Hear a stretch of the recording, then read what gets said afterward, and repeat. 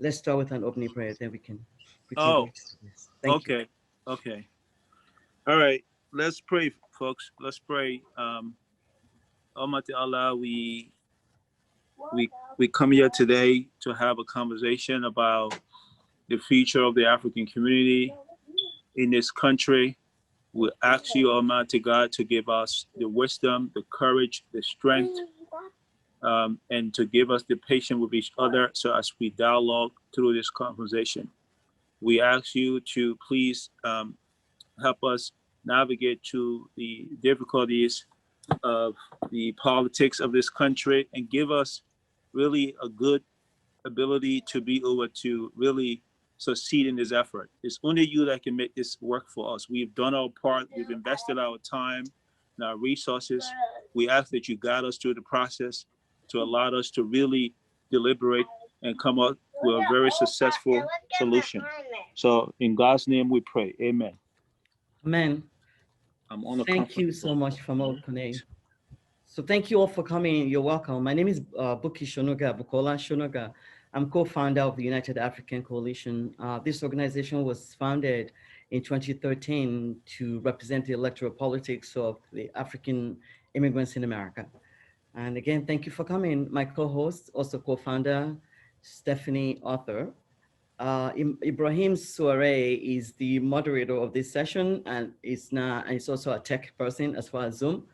But he was not able to join us. So that created a little chaos, but we'll manage as much as we can. Again, I welcome you all. And I'm going to yield to our chairman, Charles Cooper. Charles, thank you so much for joining us, and you're welcome to give an opening remark. Thank you, Bukola. Good afternoon, everyone. And to our folks overseas, I'd like to say good evening. To our distinguished guests, panelists, delegations, and dignitaries, welcome, and thank you for attending this event. Special thanks, of course, to all the organizers, Bukola Shola, Stephanie Arthur, Ibrahim, who could not be here this evening from Olukanni. This event is much needed, especially for us Africans in the diaspora, and focusing our efforts and concentration on this coming election. As Bukola has shared, the goal of the United African Coalition is a platform that encourages Africans in the diaspora to impact the community through civic engagement. Additionally, the goal is to also facilitate a mutual participation and cooperation between the U.S. and Africa through investment and other models. In many parts of the world, a presidential election is the most important job interview anyone can have in that country. But in the U.S. of A, it's the most important job you can have in the world. The global policies and agenda of the United States impact the global community with a broad stroke. Many of these communities are ones we left, such as myself, to find a better life in the U.S., to raise our families, and to excel within our occupation. Most people today refer to this age as the age of globalization, and none have been highlighted more than what we all as global citizens have experienced due to COVID-19, where unexpectedly the world was shut down. Airports were closed, and for the very first time, the populace had to look out of that bubble. You know, whether you was in the America bubble, or you was in the European bubble, or you was in the Liberian bubble or Ghanaian bubble, you had to look out and reflect on the global supply chain we all need for our day-to-day survival. That's why I prefer the term that we are all really interdependent, because it's clear that the nature of the world today and our connection are far more than just economic. It's health, it's democracy, it's safety, and because it's clear that the consequences of those relationships can be both negative and positive, it's of utmost importance that we stay engaged. Africa is a place and always must play a substantial part of that interdependence and engagement, from providing natural resources. You know, most of the technology company out there use resources from Africa. That's where a lot of the technology, the electronics, the minerals, etc., that goes into different components. So Africa having the opportunity to be the bread basket of the world, because we have very fertile land and agriculture. These are all opportunities that exist. So supplying the world with some of the greatest scholars and athletes the world have ever seen. So Africa has a lot to offer the world and a lot to offer the US. Africa has a role to play, and that is why the African agenda is important, because when Africa succeeds, the world succeeds. For this to happen, though, we must have leadership that understands the intricacies of Africa and willing to work with the Africans in the diaspora to create a stronger connection with African countries through trade, democracy, and the rule of law, foreign investment in infrastructure, health, and safety. I believe that Biden and Harris team is uniquely situated to do just that. Not only the historical significance with having the first female vice chair that is overly, competent to take on the role at any time as president, but to also have Joe Biden, who worked under the Obama administration and had an opportunity to help lead the country. And today we sit at a sensitive time, dealing with coronavirus and basically the global economy shut down. We need someone there that don't need a training wheels, that understand that Africa must play a role and that able to reach across the aisle to immigrant communities to get them engaged. And so once again, I believe the Biden-Harris team is the team that will do that. And I'm glad that we're having this conversation this evening. Thank you. Thank you very much, Charles. Well said. We have a special guest of honor here, Assemblyman Michael Blake. Honorable Blake, are you on? While we're waiting, I'm sure most of you are familiar with Assemblyman Michael Blake. He's a friend, our brother, our community partner, and we've supported him since he ran for the Assembly seat and also recently with the Congress race. That we worked really hard, and he also worked tirelessly to really win that race. But unfortunately, that's not the case. But we still love him, and we will support anything that Michael, sets out to do, whatever his next, endeavor is. He's a very talented young man, brilliant, intelligent, uniquely qualified. So we support him, whatever he wants to do next. Welcome to Biden-Harris, the African Agenda. This event is informed by two topics that we are going to be focusing on today. One is the AfricaTrade Bill, the African Growth and Opportunity Act, or AGOA, a piece of legislation that was approved by the US Congress and signed into law by President Clinton in May 2020. The purpose of the legislation is to assist the economies of sub-Saharan Africa and to improve economic relations between the United States and the region.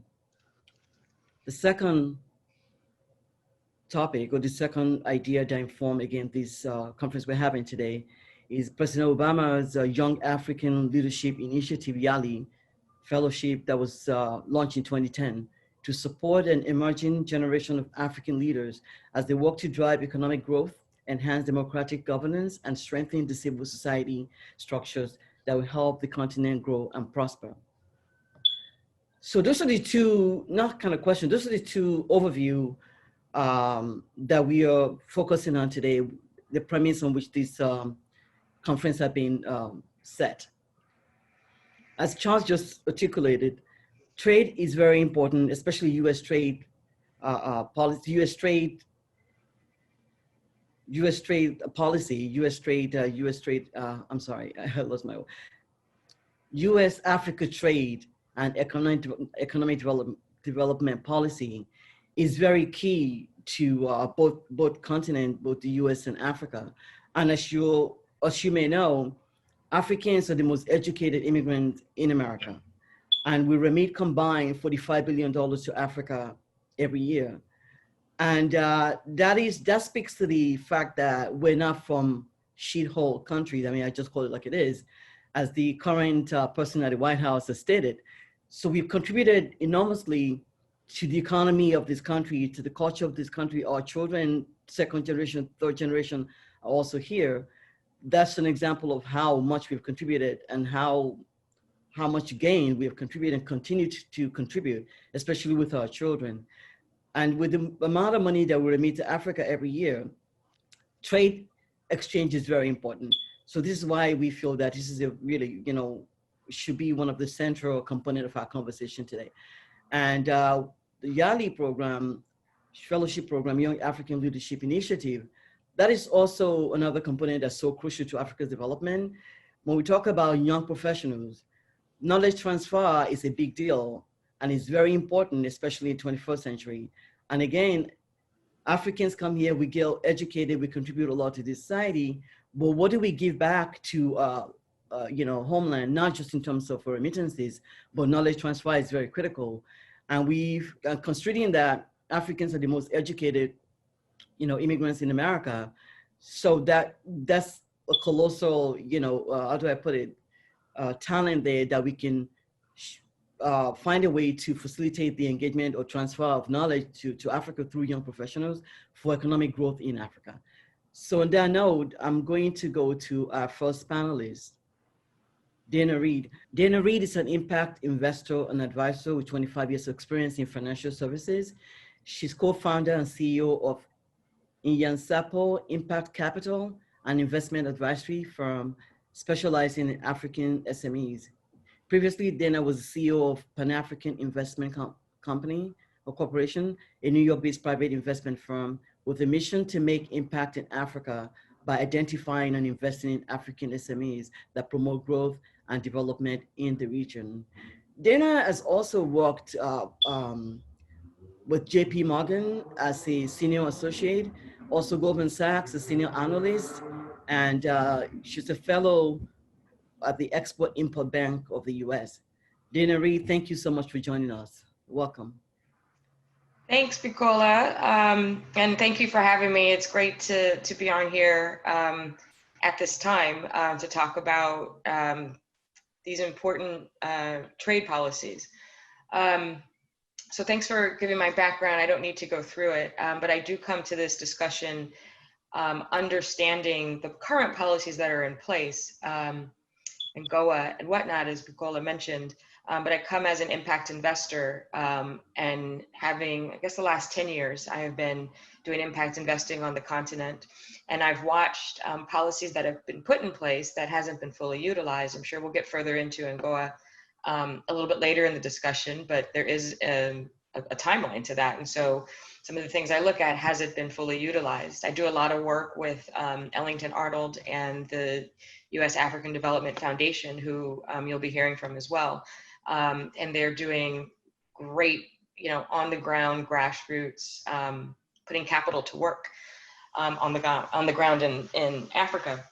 And so as a private investor, I am always watching government policies and programs that can help to facilitate what we do in the private sector, because the two have to go hand in hand.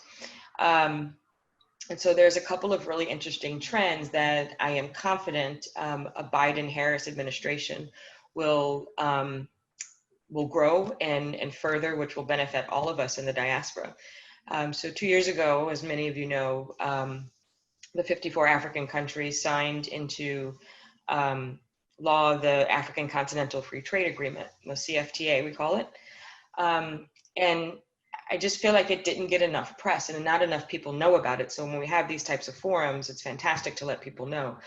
Because what that did, and we all know how big Africa is, but it has created the largest free trade market in the world since the formation of the World Trade Organization, WTO. So everybody knows about that, but nobody knows that Africa now, from a trade perspective, although there are 54 different countries and thousands of different languages, from a trade perspective, it is the largest free trade zone. And so that's, you add that to the 1.3 billion people that are there and having the youngest population in the world, it'll have the largest workforce by 2050. And now we have the largest free, I keep saying it, the largest free market zone in the world. That's nothing but opportunity. It's going to take us in these conversations to let everybody know that. The other thing, that another important trend that you're seeing, so we have these agreements, but are they being utilized? And, you know, so in my opinion, Africa is doing its part. You know, they've created this market, you know, they've relaxed the borders, you know, for Africans to travel freely between countries without, you know, passports, and like all of that, you know, facilitates easier trade. But what are we doing over here in the States? Because this is about the diaspora. And so the International Development Finance Corp, which is the DFC, was formed, call it, but really renamed in January of this year. Renamed, previously it was OPIC. And so they recently announced that they will be investing $8 billion on the continent in the next 5 years. Tremendous, because we haven't seen the US actually putting capital to work like that. And that $8 billion is going to be across 300 projects on the continent. They are hiring locally. And this is in addition to the $7 billion they already have invested that OPIC already had. So when you look at that, right, those are dynamics that are great, and all trends are pointing in the right direction. What we don't often talk about is all of the, and this is where my work with the USAID African Development Foundation comes into play in organizations such as theirs. You know, there's a missing middle. So what's the missing middle? The missing middle is of the lack of capital that goes into SMEs on the continent. So small, medium enterprises, they just don't get the capital. And so it has been estimated that less than 10% of the investable companies on the continent actually receive capital. And that, again, from an investor's perspective, like one, that's a huge opportunity. But two, why isn't this capital flowing, and where is it flowing? So where it's flowing typically is in the form of aid, which we can talk all day and all night about that. There is a need for aid, but aid is not the only solution for Africa, right? We need to see investment capital going into these companies to grow them. Because for Nyansapo Impact Capital, we are about wealth creation for the diaspora. And that's wealth creation for the entrepreneurs that we invest in. It's wealth creation for the investors that, you know, come into our fund, and which means, right, so who are your investors, right? We're still actively raising money, but it is important for us to have investors that look like us. So our investors will also be from the diaspora, right? Because that's where wealth is generated, right? Investment and return. So there's that. And once you start to grow these businesses, that's where, you know, you're creating wealth. And that takes all of us in the diaspora to another place where we, as a whole, are less dependent on aid, which has been the solution for Africa for far too many years. And as we are watching these policies being implemented, it is up to us to figure out how to work with the administration to actually to realize what these policies were intended. And so that's an overview of what's happening, and I'm looking forward to a Biden-Harris, not just because Harris went to my alma mater, Howard University, but because I do believe that they understand this, and they won't create more of the same type of policies that will have the continent, dependent on aid alone. And I think that they will engage the private sector. They will understand the power of the African immigrant population. I know that already with some of the work I've done with the campaign, and knowing Bukola and Stephanie's organization. There's a huge block of not just voters, but as Bukola mentioned, scholars, business people. And it's time for us to be heard and for the diaspora to work together with the right administration to see this buying power, to see the companies get invested in, to see all of that really start to take effect, and for all of us on this call to be a part of it. I'm not sure, so I will pause there. I'm not sure, Bukola, are we taking questions or you're just going to move on? But I'm happy to answer questions or anything. Are you going to stay on for a minute or you have to leave? I have another, I'm sorry, it's just that it's CBC and United Nations week. So I do have another one in 15 minutes. All right. Does anyone have any quick question for Dana? Because the Q&A is supposed to come after, but again, because she has to leave. Right. But I will come back, Bukola. Remember, I'm coming back at 2. Okay. Do you want me to wait till then? I think so. Okay. Okay. Thank you so much. I will see you guys soon. See you soon. Okay. Our next speaker, I'm still trying to find Shelton. Are you on? Shelton Jefferson? So Shelton is not able to log on. And so our international panelists, a couple of them are having issues logging on. So what I'm going to do is going to go to Stephanie Nails Kane. Stephanie, thank you so much for joining us. Can you hear me? Okay, 1 second, am I on mute? All right. Okay, can you hear me? Okay, I cannot hear Stephanie. I think something with your audio. Can you all hear me though? Yeah, Okay. we can hear you. Yeah. I think she can hear you, but I think she's trying to dial up so she can get on another audio. Yeah, I think it's the audio. Still no audio. No audio.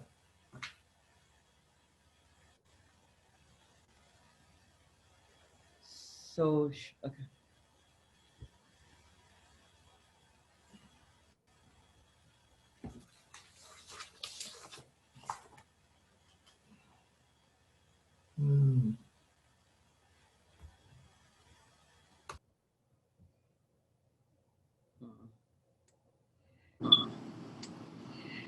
Let's see.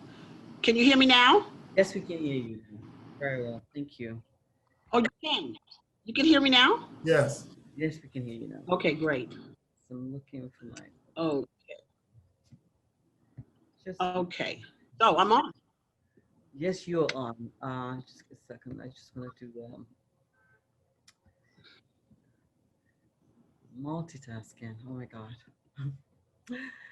Okay. So Stephanie is founder director of the Senegalese American Bilingual School in Dakar. Stephanie Nails Kane was raised in Baltimore, Maryland, and Frankfurt, Germany. She graduated from the HBCU Morgan State University and shortly after graduation, traveled to Senegal. She has traveled extensively throughout Europe and Africa and has lived in Dakar since 1985. She has also lived in Mali, Ghana, Tanzania, and Kenya. Stephanie, thank you so much for joining us. Please go ahead.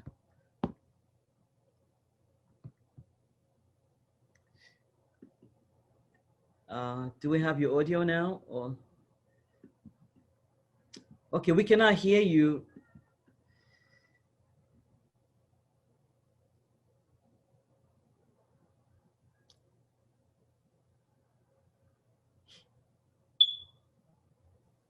Okay. Can you hear me now? Yes, we can. Okay, so I'm going to close off one and I hear an echo here. You know what? Okay. How is that good? Yeah, Can you that's, hear me now? yeah, okay, Can you hear me? I can hear you. Okay, great. So, thank you, Buki. Yes, so as I said, I've been living outside of the United States for so long. I hope I can really contribute to this conversation and dialogue. Absolutely. As you said, I am the founder of the Senegalese American Bilingual School in Dakar, which is a English-French learning community of about 1,300 students from over 30 countries, and 35% of our students are U.S. passport holders. We've graduated over 800 students who are studying in universities around the world, but mainly in the US, Canada, and China now. Many have already returned and are involved in innovative entrepreneurial initiatives that are changing the landscape in renewable energies, farming, design and fashion, and technology. I can speak sparingly about the YALI program because many of the YALI fellows I know personally because they've come through our program.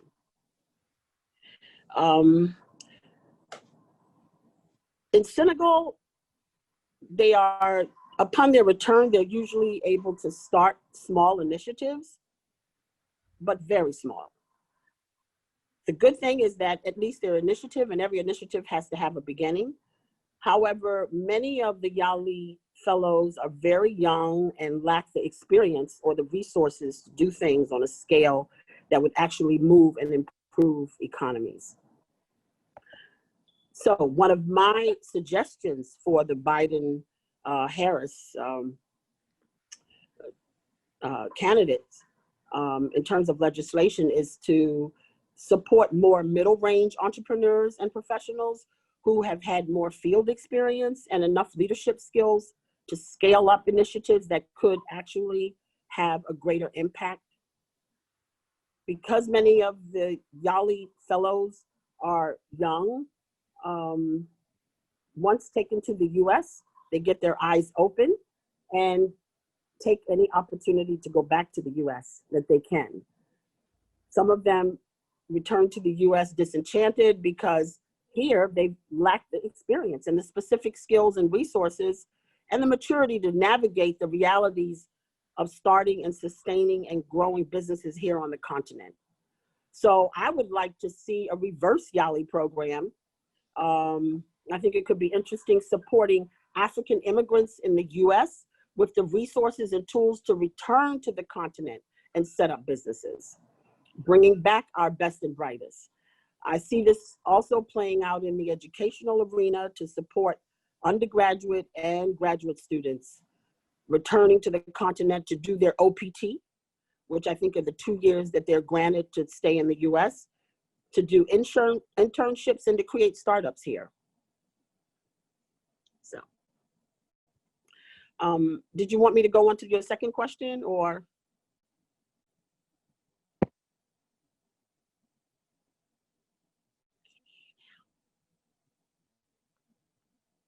I can't hear you now. Okay, I was mute. Can you all hear me now? Now I can hear you, yeah. Right, I was saying that we invited you because of the work that you have done, extensive work you've done in international education. So in terms of knowledge transfer, that, you know, American kids can go to Africa from here, and also African kids can come and learn from here. And that would help economic growth on the ground instead of migration. So there's a lot of, you know, colossal brain drain for the last 50 years from Africa to all parts of the West. And that's because even after Africans have finished their education, such as myself and a lot of us on this platform, there is no really incentive to go back to Africa and contribute because of so many reasons. But for younger people that you're working with in international education, this is a good way to begin to really train them to go back and help economic growth in Africa. That's why, you know, we have invited you. Yes. Thank you. Go ahead. Oh, I thought you wanted to ask something along YALI. Well, I can just say that I think that by giving our students entrepreneurial, service learning, and rural community experience, they are able to understand better the needs of their community and what they can do. And so it fuels their desire to return back to the continent. And we've had great success with our students coming back because they have an idea, but we've integrated that into our curriculum. So I encourage, you know, all schools to integrate that because it's not obvious. With the U.S. as the land of promise and opportunity, it's hard to kind of reorient students to believing that the opportunity is really here on the African continent, and we know that Africa is the future. Yeah, so I mean, I'll be willing to take questions later. Thank you. So while we're waiting for, again, our international panelists to join, and they're really having challenges. Dr. Badewa, are you on by any chance? I don't see you in the wait room. So now I'm gonna move on. I also want to, actually an oversight on my part, my co-panelist, co-host rather, and co-founder of United African Coalition, Stephanie Arthur, she's going to be moderating the session on domestic policy. I forgot to mention that, you know, at the beginning of the program. So Stephanie will be taking on the next session on domestic, on Biden-Harris domestic policy. Thank you. So our next speaker, Jean Adams. Jean is Director of Collaborative Education at Bronx Community College, the City University of New York. In this capacity, Mr. Adams leads the college's efforts in developing and strengthening Bronx-wide educational partnerships with elementary, middle, and high schools. Mr. Adams has participated in the Bronx Community College partnership with universities and schools in Senegal and South Africa. Mr. Adams has used African international education and service learning experience as a tool for empowering New York's urban youth by coordinating trips for high school and college-age students. Yes, Jean Adams, welcome. Hey, what's up? Good morning. Good morning. How's everyone? To know. Yeah, you know, I had to give this a lot of reflection. You know, I come into this discussion about policy and specifically international policy and electoral politics, I guess from a slightly different perspective. You know, my background had been in really grassroots organizing and dealing with policies from the grassroots level and how administrative policies, specifically in the United States, had impacted, you know, or continue to impact on African Americans. Through that process of engagement, I also began to realize at a very young age that much of our success in the United States would be linked to our ability to communicate and engage, specifically, you know, folks in Africa, but also the Caribbean and other places. So I've never truly developed a sense of confidence and belief in the electoral process. That doesn't mean I don't understand it. It doesn't mean, of course, that I'm against it. I definitely think we need to be adamantly and actively and aggressively involved. But my perspective on it is, you know, from my own experiences. So as it relates to Africa specifically, I've had about a good 20, 30 years experience working in and out of Africa. And I've seen, you know, the African evolution, let's say specifically over the last 20 years, the increases in the middle class, the increases in quote unquote political freedoms and electoral freedoms in Africa.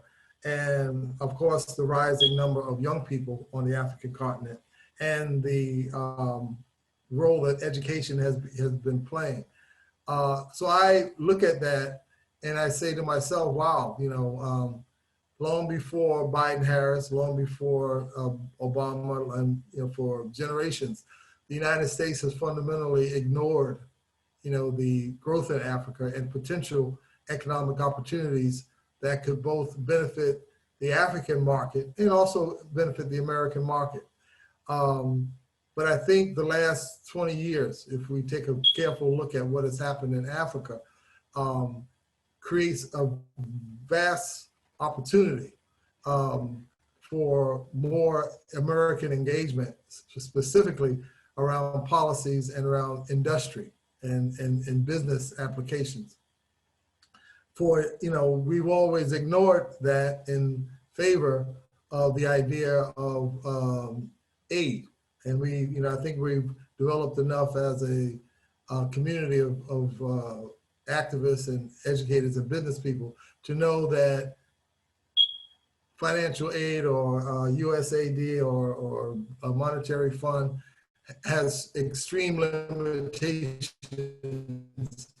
in terms of what they've been able to offer Africa in terms of its economic mobility. But I think that we're in a period now where if we push for greater engagement, some of the things that have happened with the African Growth and Opportunities Act were very, very good. We need to bring that more to the forefront and make more assessments of what parts of those programs have been beneficial and what parts have not. The push towards free trade has benefited Africa in certain ways. But at the same time, though, here in the United States, in relationship to our farm subsidies, really do undermine,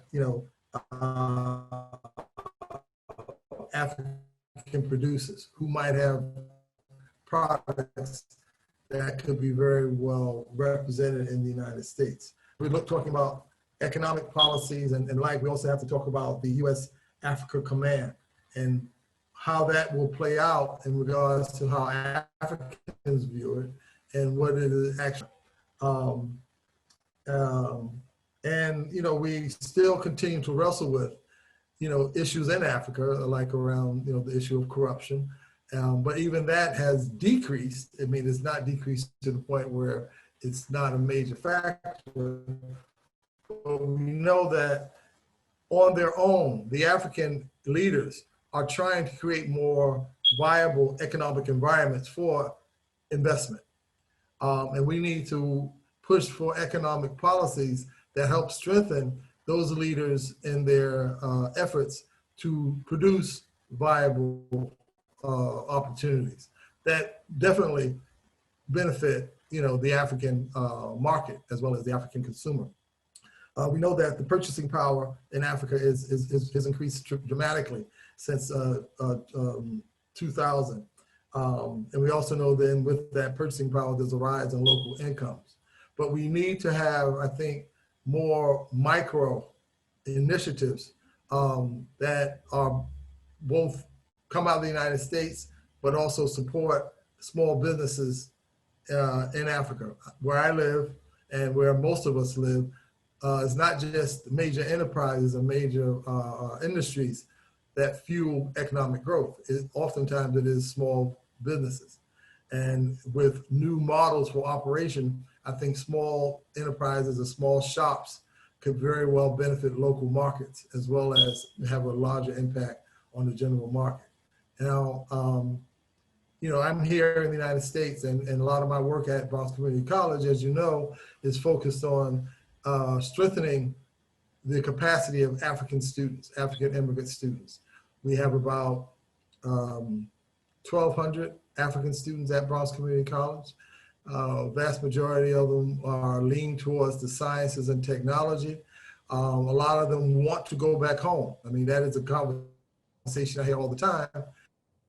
But the economics of going home are very difficult, not only because of the lack of money, but also they have overall a tremendous lack of understanding for how systems work and how do you impact on systems to create change, or in a lack of focus on the idea of policy. Everyone's thinking of a job, which of course we all get, especially for young people. But I think part of our responsibility is to begin to help young people begin to see the role that policies make and how the US policies as well as policies in their own home countries either are hindering in some ways or sometimes actually benefiting. But the African students that we have here, I think we need to continue to work with them as a community, and African community leaders in the United States need to begin to have more discussions about economics and more discussions around policy so that they can have a voice here, of course, but also they can begin to have a more critical eye and begin provide more support to policy initiatives and policy debates back in their home countries. So with that being said, you know, I'm you know, for the last, maybe 10 years, I've run an initiative where we actually do ongoing, you know, sessions with African students in which we talk about these kinds of issues, and we talk about the return home and what are some of the challenges that they have around going back home, about getting home, and about being able to go home and then move into a sector where they not only find a job, but they find an opportunity where they can be a part of policy development or, you know, a greater part of economic growth. Everybody wants to work, you know, and I think a lot of our African students in the United States are kind of primed for the job, but they're not really primed for careers. And I think part of our responsibility here would be to provide opportunities, provide workshops, and provide initiatives so that we can do that. And while we're talking about the American policies, I think we need to be saying here in the United States, one of the things that I think could influence U.S. policy is if we, as the older generation, begin to really have, you know, ongoing discussions, activities, workshops, leadership development, environments and activities that help the young African student in the United States understand some of these things that we believe to be important. And that's pretty much it for right now. Is that cool, Buki?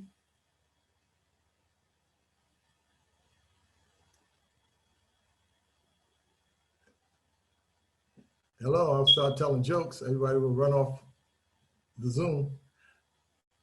Okay, I'm here. Sorry. Okay, good. I was on mute.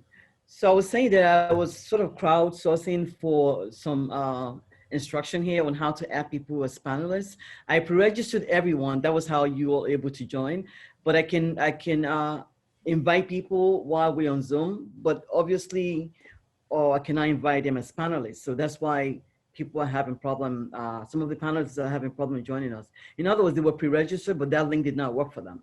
And I would like to add them here. I'm able to add them as participants, but not as a panelist. So I'm asking, is there anyone on this platform that knows how to do that? So you can help me. Help us out so you can join us. Anyhow, so the next best thing that I believe I'm going to do is to try and get Shelton Jefferson on the phone via WhatsApp and have him just do a little presentation. So bear with me a second, because it's important that you're really able to weigh in on this. Okay, just one quick second. He's tried everything and he's just not able to join.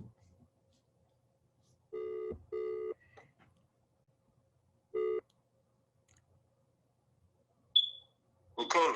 Hey, Shelton, so you're on WhatsApp live, so people can hear you. So I think you have to do your presentation this way. I'm sorry, because your knowledge on this is so important. So I have to, this is the next best thing.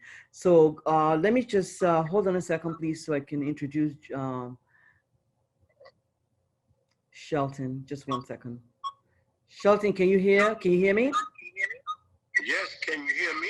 Yes, I can hear you. Just speak as loud as possible. So hold on, I'm gonna just do a little intro. So Shelton Jefferson is Managing Director, IFS South Africa. Is based in Johannesburg, South Africa. Shelton brings nearly 20 years of investment banking and advisory experience, structuring transactions for municipal and corporate clients.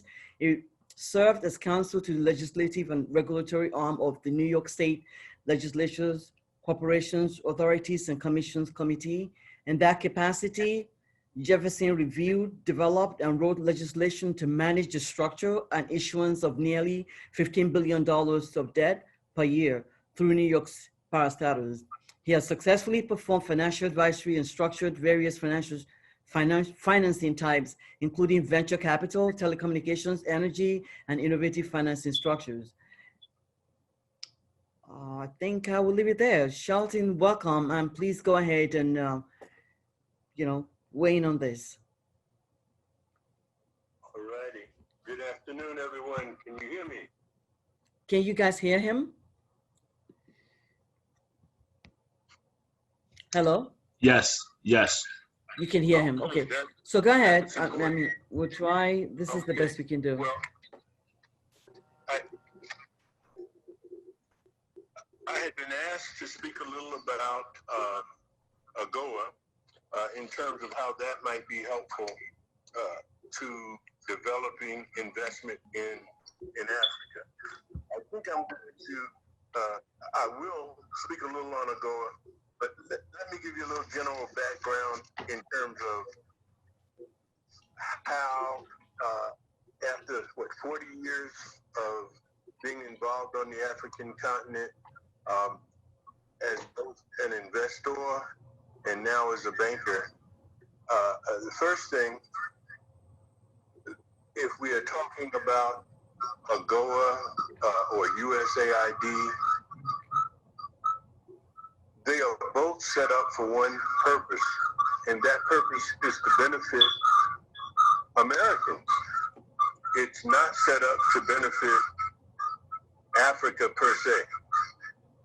So what we have to do is to look at the actual structure of the program and programs like it to see if we can, in fact, mold and shape it to provide mutual benefit. So the first thing I would say is let's take a look at U.S. investment in Africa. U.S. investment in Africa, we just heard Dana talk about a program that was going to put $8 billion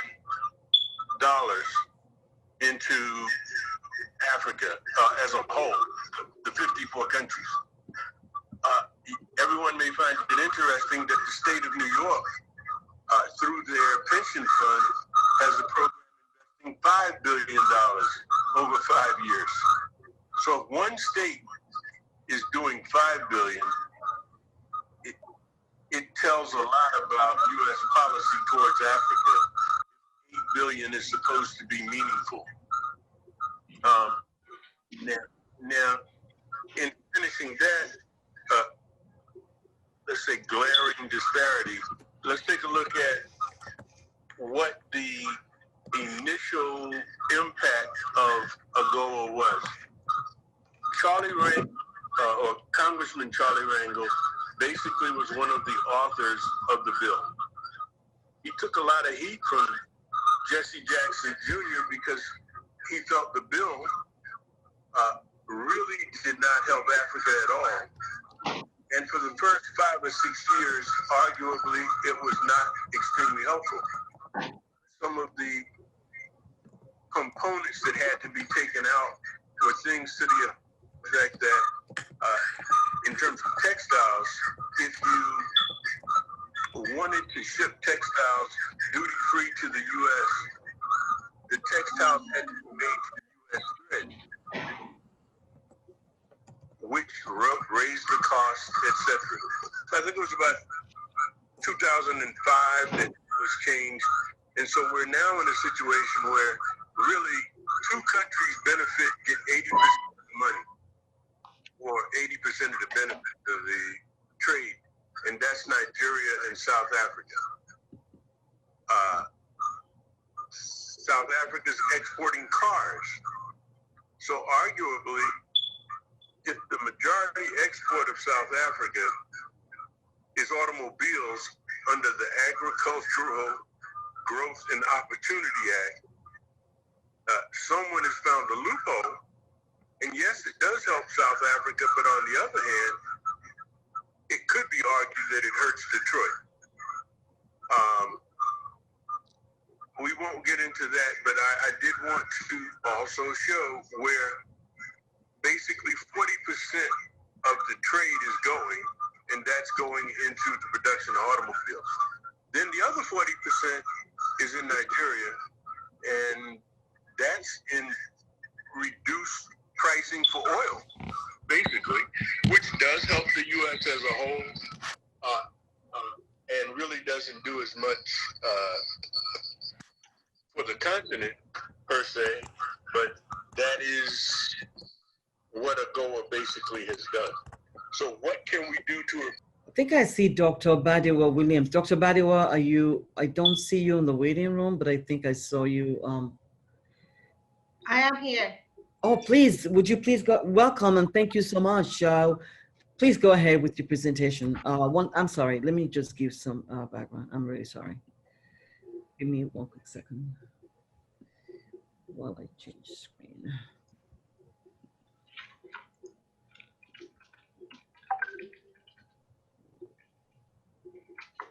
So just a brief introduction. Dr. Badewa Adejugbe-Williams, the General Manager, African Film Village International, and she's based in Abuja. She's also coordinator of the Nigerian Diaspora Investment Summit, which aims to attract diaspora and foreign direct investment into MSMEs in Nigeria. She's the founder of Royal School of Educational Therapy Foundation. Dr. Badewa, thank you so much for joining. Dr. Adejugbe-Williams, thank you so much for joining us. Please go ahead. Thank you. Hello, everyone. My presentation is basically in 3 parts. I'll give an overview of the Nigerian creative sector, followed by what pertains in Hollywood, and finally, what we expect from the Biden-Harris administration.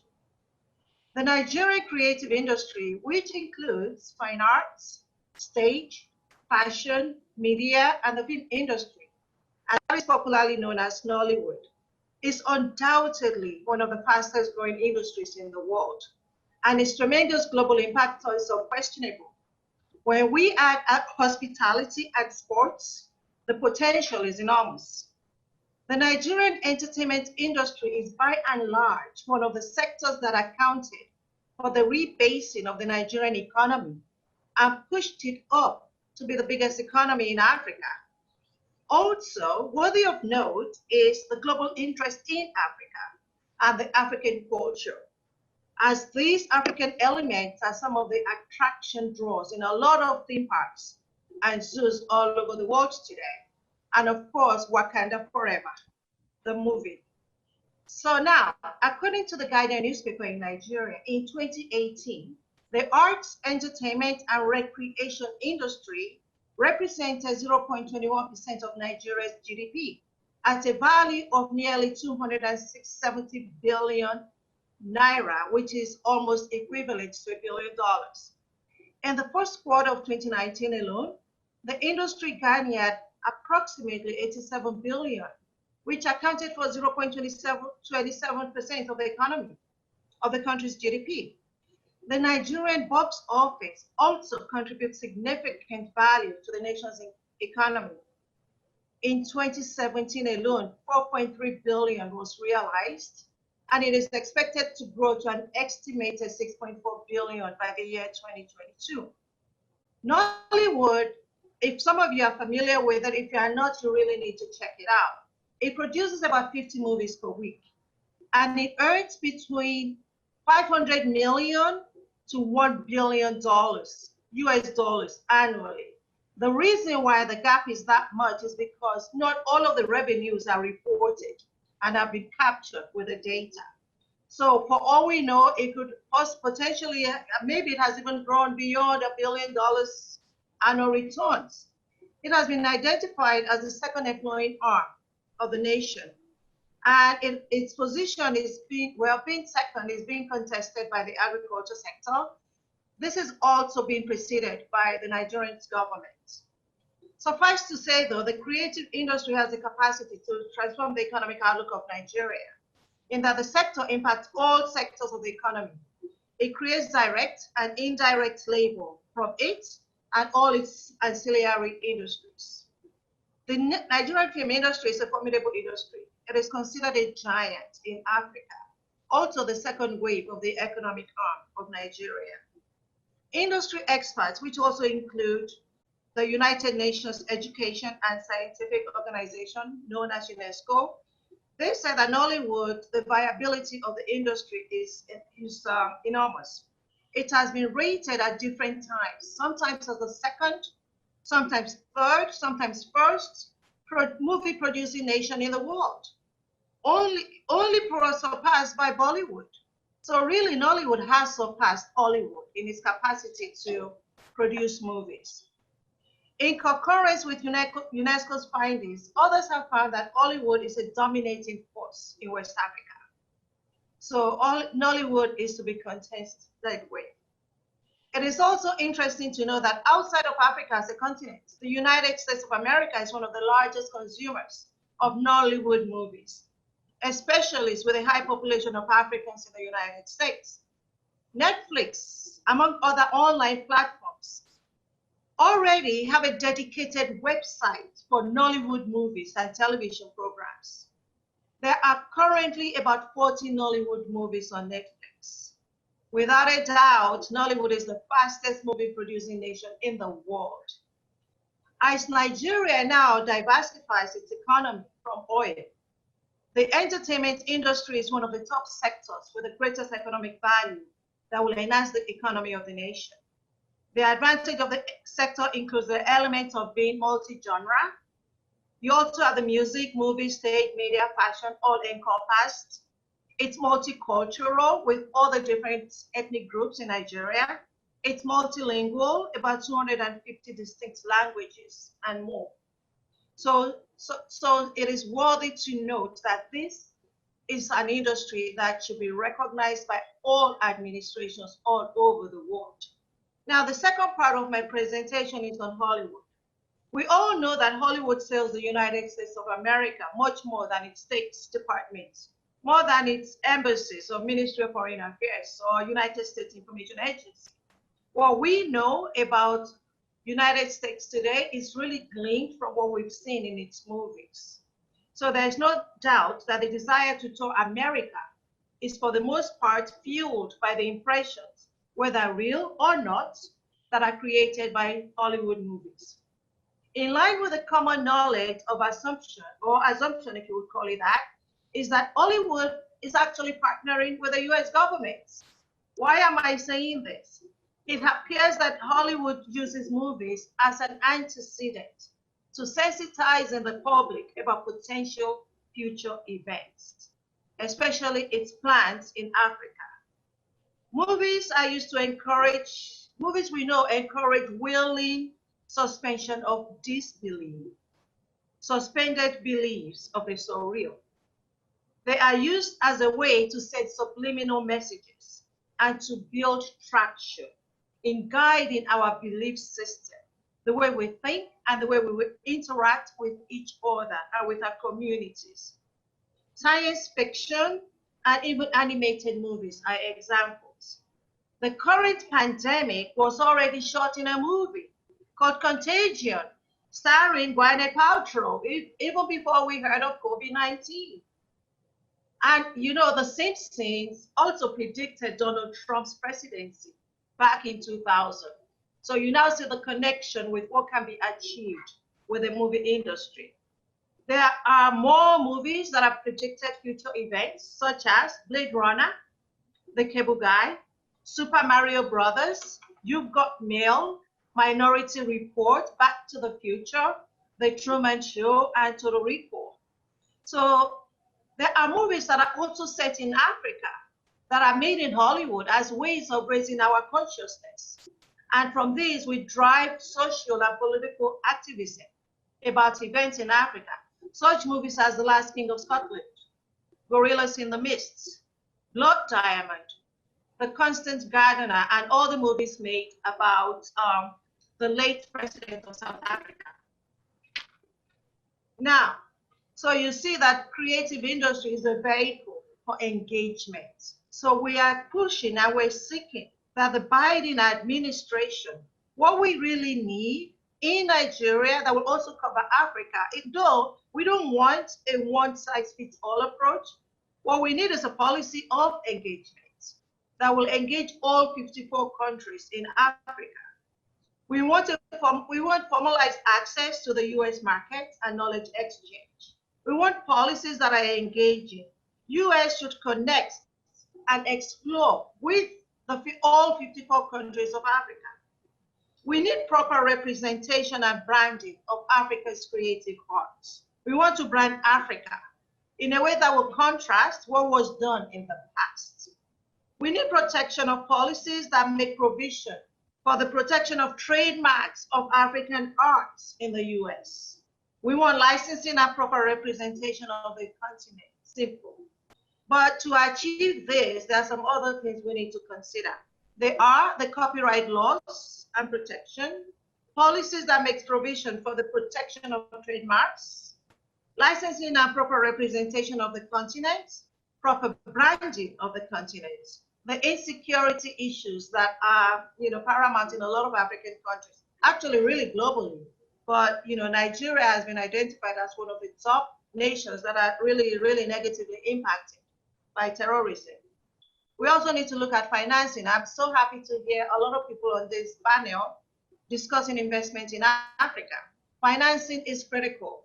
And as the Nigerian Diaspora Investment Summit is about to commence its third year, we're really hoping we will be able to encourage Africans, friends of Africa, and Nigerians in the diaspora to come, participate, and invest in Nigeria and those in Africa. We need to look at the issues of web connectivity. Some of us in Nigeria connecting to this webinar have been quite a challenge. So we need to look at that issue in relation to what we're talking about with the Harris-Biden administration. Then, of course, the systemic corruption, not only within Africa, but about all the stolen African funds that are being housed in the United States. Also, the unfair financial practices in the continent. A lot of things we found in Nigeria is that, the US or the USM, they charge Nigerians much more than other nations for such items as the visa, even exchanging money, going through Western Union to send money to Nigeria. We get the short end of it because we are paying double taxation in Nigeria. We also want to seek that Biden's policy on immigration should be fairer than Trump's. Also, the 4-year visa ban for student visas. I know that a lot of African countries will be impacted with this new Trump's policy. So Trump's ban on Nigerian immigrants and African immigrants really should be lifted. Africans in the US suffer the same fate as African Americans on race issues. So we like fairer policies that should be implemented by the Federal Civil Rights Intervention. All lives matter, but Black lives really, really do matter, as they have not been mattering much from what we've been seeing. A final request would be highly honored if the Biden-Harris administration will look into is apologies for slavery. And if they can also have this, they can distribute a repatriation to all families, just like they did with the Jews and the Japanese. So these are like a tall order, but if fulfilled, it will go a long way in healing the nation. When I talk about the nation, I talk about the United States of America. And it will also open doors for greater opportunities with the African continent, opportunities for further engagement. Thank you very much. Thank you so much, Dr. Badewa-Williams. Okay, our last speaker for this session is, give me a quick sec. Our last speaker for this session is Ellington Arnold.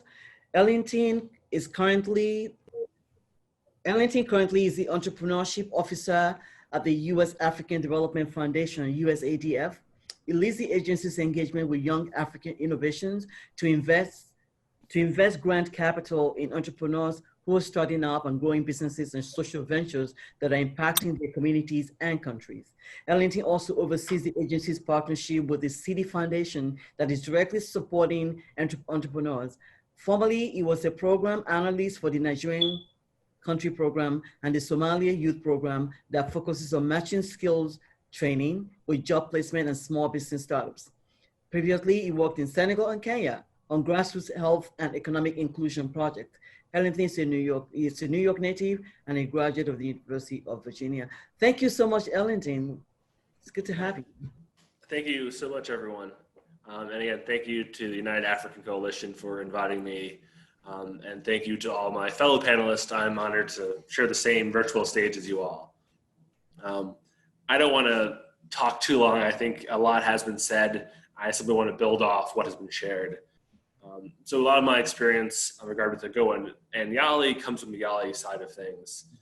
In my work, I fund a lot of young African entrepreneurs, and we source them through YALI primarily. And I kind of want to build off a few things, especially what Dana said in the beginning about kind of the missing middle. And we have a lot of entrepreneurs, and they're at varying stages. I think some of the previous panelists hinted at that some are young, they have ideas, but some actually do run viable companies. And they always have this issue of access to capital. How do they scale up? And so to date, in my time at the agency since about 2014, we've funded over 300 ventures in 35 different countries throughout the continent. So we've done ideation phase ventures in Senegal to agro-processing companies in Mauritius. So there's a wide range of investments. And all these investments really have a profound impact on them because most of these companies we fund are actually already cash positive, but they are not able to invest in themselves, maybe because they can't get access to finance via banks or other programs. So this is definitely an issue, and it's been well acknowledged. And I believe it was Gene Adams who was mentioning how we need to have a macro approach. Because you're right, what is great is when OPIC or DFC says they can get $8 billion to the continent, but it's also how are they going to do this? A lot of those programs come in $300 million loans or funding, but that does not get to the average African citizen. So how do we directly connect with them? So I know the work that I've done is funding these young African entrepreneurs directly. So let's kind of cut out the middleman. Let's only work with grassroots organizations that oversee African-led ventures for African communities. So I know that is one way that I'm trying to kind of address that missing middle. And I've been fortunate enough too to speak with the Biden campaign on quite a few of their policies going forward. And I think everyone on this call is in agreement. The current administration, the White House, doesn't really have any type of policy towards Africa. There's not much intentionality on their side. They're not really looking at the opportunity that it's presenting. So I think first off, the Biden administration and Harris, they will look to create a strategy, create intentionality that has been gone for these past few years. Little things that they can look to, raise travel bans. So having citizens travel easily from South Sudan or Nigeria, help with free trade. So I know AGOA, well, we all know it isn't perfect, but it has helped diversify in some ways, but how can we make something better? And one thing that I know I've talked with the campaign with, this idea of co-investment. Because you're right, and we've touched on this, that if we simply use aid, that's not going to fix everything. And even the way that America approaches it, right? It's going to view it as simply giving money. But let's not give money, let's work together. How do we do co-investments? And that's something that the Biden-Harris campaign is really looking at, how to leverage diaspora. As was stated early on in the call, about I think 40 million, or I forget the number, in remittances a year. It's actually more consistent than aid itself, is remittances from diaspora to the continent. So clearly we have successful, amazing diaspora members here. So how do we leverage that? Maybe issue diaspora bonds to help fund projects in their country of origin. How do we help make access to capital? How do we connect businesses in the United States directly to entrepreneurs in Africa to help source the materials or outsource technical assistance, whatever that is. And I do know that is one thing that the Biden-Harris campaign is going to focus, and they need to focus on, is how do we make these connections? How do we really leverage the diaspora? Because there's so much opportunity, both here in the United States, but especially in Africa. And I think it's that co-curation together, that we're not simply giving aid, but how do we build things together in that co-investment?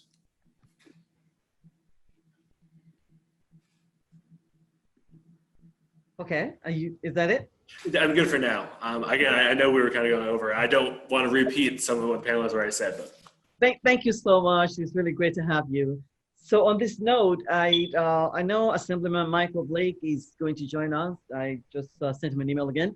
So, but I'm going to hand over to my co-host, Stephanie, and also co-founder of the United African Coalition, Stephanie Arthur. And to the second list of panelists, thank you so much for your patience. We really appreciate it. So everyone, please hang around so that we can have a Q&A, after this. Stephanie, please go ahead. Sure, thank you, Bukola. Hi, everyone.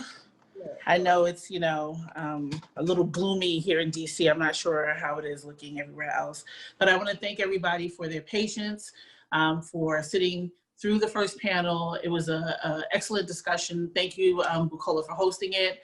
All of the panelists on panel one, I believe, offered a wealth of information and knowledge that I think, and possible solutions that I think will hopefully help the new administration, the Biden-Harris team, look beyond aid and look to developing innovative ways to address international relations, social impact through investing and not aid, and really, I guess, expand the conversation around the brain drain, really invest in the talent that's on the continent. For the second panel, we wanted to talk more about domestic policy, because I think when people hear or think about the concerns that Africans have here in the diaspora, they point immediately to immigration and citizenship. And while in part that is true, there are domestic policies that I think are cross-pollinating to issues that we care about in terms of building our own, communities here in the diaspora, our generational wealth, education, health, issues that other Americans care about. We care about those same issues as well. So I wanted to make sure that the second panel discussed key areas around domestic policy to see where we can kind of potentially talk about what the Biden-Harris team could do to make, I think, if they get in, God willing, the new administration more beneficial to the African demographic. Before I get started though, I want to officially introduce myself. So my name is Stephanie Arthur, and I sit as the strategy and policy advisor with the UNAC team. And so our team is built up of 5 talented individuals: Bukola, that you met earlier, myself, Famoud Kone, who will be on my panel, Charles Cooper, who is our chairman and spoke earlier, and our other board member, Ibrahima, who unfortunately couldn't be here today. Before I move forward, just a little housekeeping. Our chat room is open. I mean, I know people were helping with some of the Zoom logistics in terms of getting connected, but please feel free to use the chat to connect with the first panel. If you have some questions that weren't asked or you want to ask panelists, you can kind of answer those questions in the chat. Also introduce yourselves. Please feel free to share your contact information, because we hope that this conversation goes beyond this moment. The second thing that I do want to address is, as well as the format of what the second panel is going to look like. So first, I'm going to introduce all of the panelists by name and, by bio, and then give them an opportunity to talk very briefly about what they do in the capacity of their role, right? Before we get into some pointed questions about policy. Our hope is that post this conversation, post Election Day, into the new administration, that UNAC will develop a policy paper both on international issues and domestic, based on what was discussed here and other conversations we'll have moving forward, that we can present to a new administration. So that is why it's important for us to continue to connect, because Ellington, may have some great ideas that weren't shared today that we could possibly put in our policy paper. I know Mr. Gene Adams, he always brings it. He's been working in the community college affairs space for a very long time. And so we want to be able to foster that dialogue from here moving forward. So I'm about to begin, and I don't have any particular order in which I am introducing my guests, the panelists. And so I will just start as I have it on my agenda, if that's okay. So I want to first introduce Ms. NC Uftu, and I hope I'm saying that correctly. Please correct me if I have mispronounced it. I hate mispronouncing people's names. It's NC Ufat. She is a powerhouse attorney out of Atlanta, Georgia. She is a voter engagement turn-up activist, as I have called her. She's a voter engagement strategist, talks about voter suppression, and she uses creative ways to engage voters in Georgia with their civic responsibility, understanding their civic responsibility. She is a powerhouse and a force to be reckoned with in the Georgia landscape. She is of Nigerian descent and has, through her organization, where she sits as the Chief Executive Officer, she has an ambitious goal of registering, I believe, 1 million voters, 800,000 to 1 million voters of color and young people. And so I open the floor up to you, Ms. Uftu, to kind of talk about yourself and the project and the capacity in which you sit with your organization. The floor is yours. Thank you, Stephanie, and greetings, everyone. My name is NC Ufat, and I run an organization called the New Georgia Project. And yes, one of the, I think, primary tactics that we use, or the thing that we're best known for, is large-scale voter registration drives and trying to change the culture of voting and engagement here in the Deep South. I think the thing that is sort of unique and interesting about this particular moment that we're in is that Georgia is changing very rapidly, and will be the first state in the Deep South with a white minority. And so the entire country is browning, and there's a massive demographic shift underway. I think the thing that is unique about Georgia is that, unlike a similar state, Arizona, for example, that is headed towards a people of color majority, is that the demographic shifts that are happening in Georgia are being driven particularly by what demographers and political scientists are calling the reversal of the Great Migration. So between the 1920s and 1970s, Black Americans fled the South, fleeing racialized violence and in search of economic opportunities, which is why, you can take the Black folks in Chicago and trace their roots to Mississippi, Black people in New York and New Jersey and trace their roots to the Carolinas, et cetera, et cetera. It's also being driven by African and Caribbean immigration. And so it has created an opportunity for us to organize and to build independent political infrastructure that's designed to, drive change, but also for us to win and defend those wins beyond one election cycle. So what that looks like for the New Georgia Project is, today we've registered almost 500,000 Black and Brown Georgians in all 159 of Georgia's counties. And so I know that the work that we do and the work of our partners has fundamentally changed not only the conversation, but what the opportunity looks like and what the electoral landscape looks like in a place like Georgia. And so I'm really happy to sort of lean in and to talk about how we do what we do, how we partner with binational chambers of commerce. So, Nigerian American organizations, the Jamaican American organizations that exist, that are a part of a broader immigrant, economic, social justice landscape here in the state of Georgia, and how folks get activated in an organic way that is sustainable, that will allow us to have the policy conversations and the political conversations that are necessary to build a better Georgia, to build a South, and to ultimately move the country forward. Thank you, thank you. So our next panelist is a young lady. I think she represents maybe the millennial demographic, maybe Gen Z. Her name is Fatah Akoy. Fatah, are you there? I can't hear you. I said, yes, I'm on. Can you hear me? Okay, great. So Ms. Fatah Akoy is a 2020 graduate of George Washington University where she earned her Master's of International Affairs in Student Government at GW. She recently served as a research consultant for the African Union, researching the potential impact of African free continental trade area on US FDI on the continent.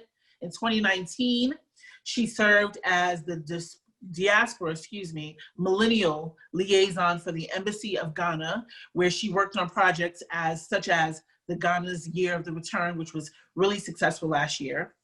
In 2018, Fata started her own nonprofit called Take Back Africa, the Take Back Africa Foundation, which is made up of young African millennials. So I got it right, she's part of the millennial demographic, living in the diaspora with one goal in mind: to improve the socioeconomic status of the continent.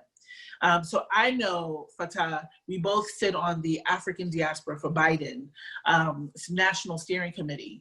And since, being a part of it, she is literally an organizer to her core, understands the young African demographic here in the diaspora, and what their interests are, their voting needs are, what their civic needs are. She's a champion for civic engagement for the young African demographic. She has also worked for Hillary for America, so she has a lot of campaign experience. She has engaged the Black community in Minnesota as well. And she was a voter recruiter for former Senator Al Franken's campaign. So the floor is yours, Fatah. You have the opportunity to discuss the capacity in which you work on the African Diaspora for Biden campaign, National Steering Committee, and what you do on the ground in terms of engaging Africans through civic responsibility and civic conversation. Well, good afternoon, everybody. My name is Fata Akwe. Like she said, I'm a millennial, a Liberian millennial from the state of Minnesota, but now I'm out in the DMV area. I am a community organizer, I would say an activist and lobbyist. My capacity, most of the work that I do is really engaging in grassroots work on the ground, having conversations with our community, actually seeing where are policy issues that our community members care about. A lot of my training came from campaign work, political organizing, when I organized with Al Franken in 2014. From then kind of transitioned into Black Lives Matter Minnesota, doing a lot of marches, stuff for Trayvon Martin, Mike Brown, Philando Castile, Jamar Clark. And then just bringing the African perspective voice to that campaign, and making sure that Africans see ourselves reflected in the movement, that we are a part of the Black Lives Matter movement, and what that means for Blackness not being a monolith. And then basically transitioned from there to working for African Immigrant Services. That's where I really got my core. A lot of the work that I did was on education reform, especially with I'm Liberian, and Minnesota has the largest Liberian population outside of Liberia. So that's pretty huge. And so basically organizing my community on issues such as health equity, issues such as economic stability, economic equity for small businesses, and then on education reform. So working on things like Osceola area schools where most West Africans stay, their first ever racial equity policy.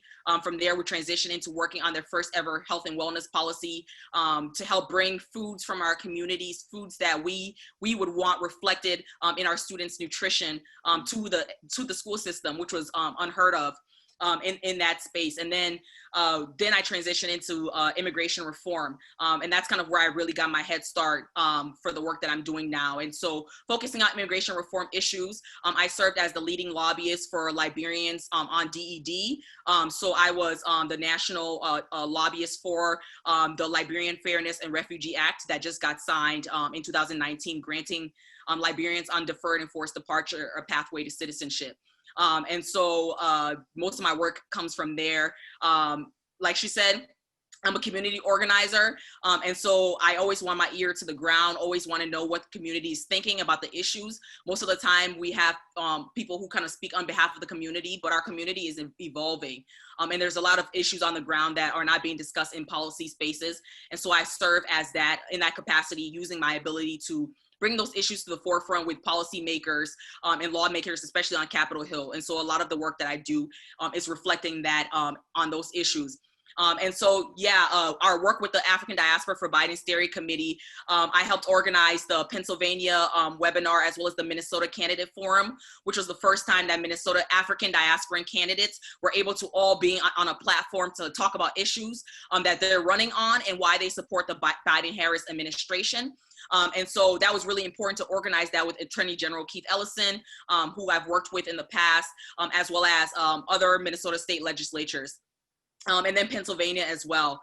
Also, I work on the communications team, so kind of helping brand and rebrand the strategy of how we're actually reaching out to young voters, especially young African millennials who are being left out of the conversation. Most of the times, these are being planned by the older generation, and they're failing to really reach the core of the issues that we're facing now, especially first and second generation African immigrants. And so basically being able to bridge that divide and have conversations on that. And yeah, Stephanie brought up my organization, Take Back Africa. I'll end with that. That's basically my baby.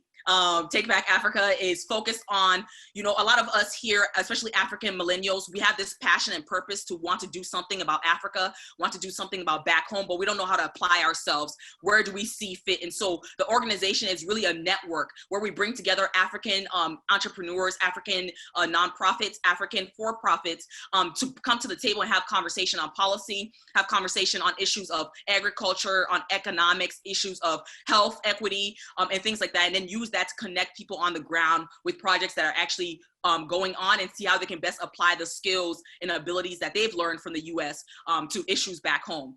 And so we're our second year. Our first summit, we teamed up with the State Department, and so did a lot of work with the US State Department on bridging that gap with ambassadors and the African millennial generation. And so, yeah, we're in our third year. We're excited.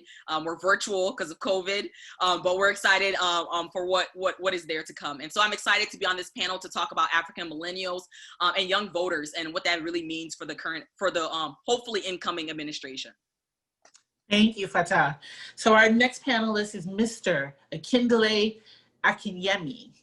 He is one of the African community's most respected educators on educational reform through organizational leadership, ethics, management, and change, and how we view educational business.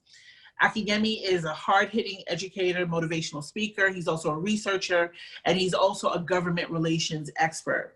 He's widely known for his tough line views on educational reform. He likes to link global policy to empower local communities here in the US.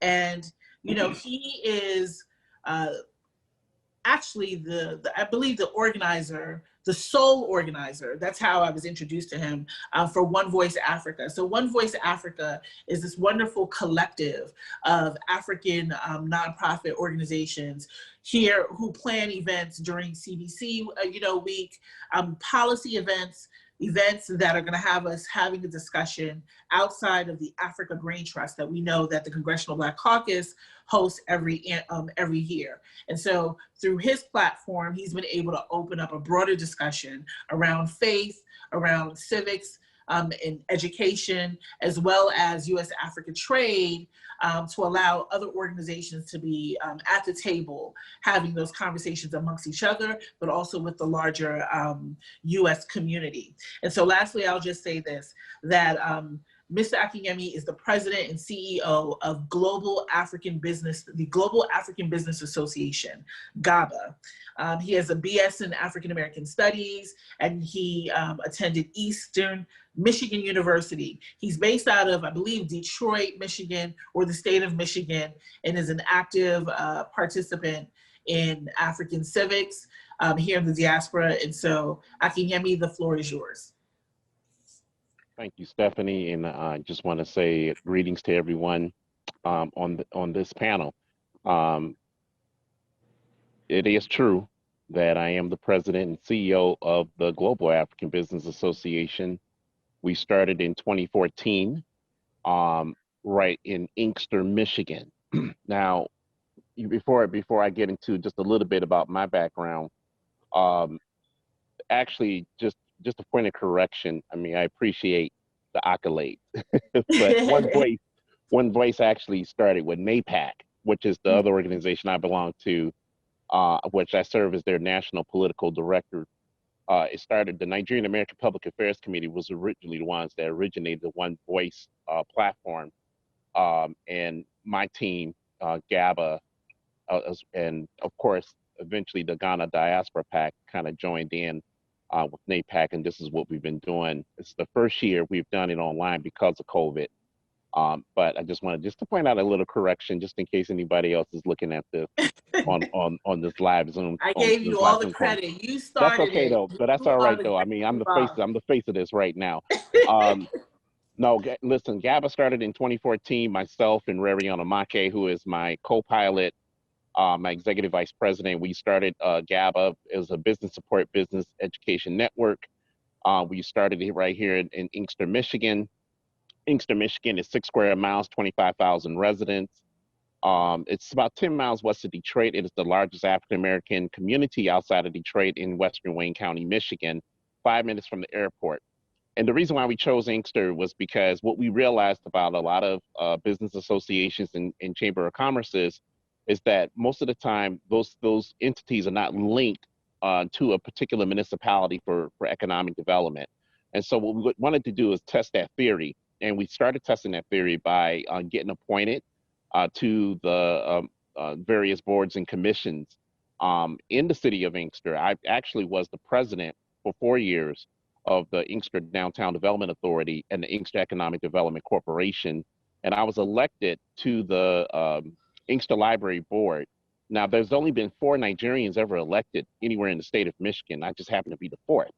And so I spent 4 years on the library board. We helped build a $1.8 million brand new library project. It was a very intensive and a very, in some cases, unfortunately, political project. Now, the reason I joined that particular library board was one major reason. Inkster lost its school district back in 2013. And so by the state of Michigan, they dissolved the school board. And so I joined the library board because I wanted to restore education. Now, the way I wanted to restore education, though, was to create more of a global educational component and rooted into the city of Inkster. So that was always my strategy of joining the library board. One of the key strategies in creating a library system as a form of education.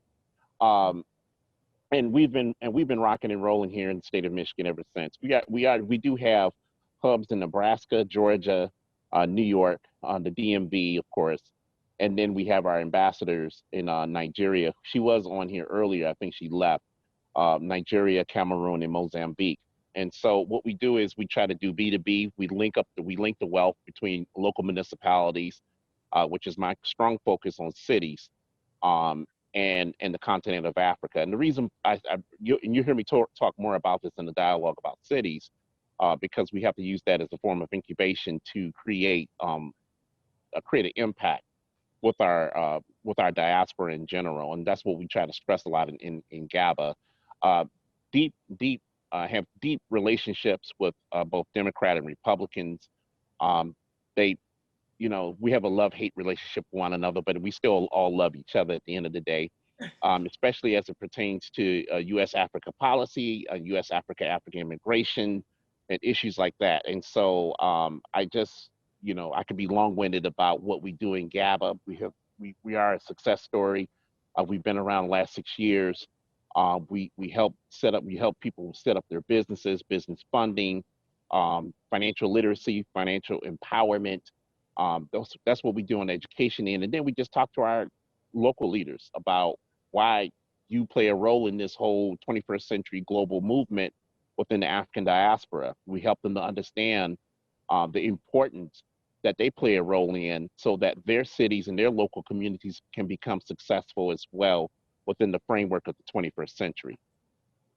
Okay, so thank you. So I'll just move on to our next panelist, Ms. Diana Konate, who is a policy director with Africans Community Together. A lot of us have worked with our organization. She is here in her personal capacity, but prior to being the policy director for ACT, She worked on the Hill, on Capitol Hill, with the House of Representatives on the House side doing legislative work. She was a legislative aide for Congressman Bill Foster. While as a congressional staff, Diana also served as the president of the Congressional African Staff Association. So let me just tell you, I've moved down to DC for the last, I've been here short of 2 years, and there's a lot of talented Africans playing on Capitol Hill. Just for anybody who can hear me, that is a resource for us. We have smart legislative professionals that can help us with policy on the Hill and have the direct ear of congressional representatives.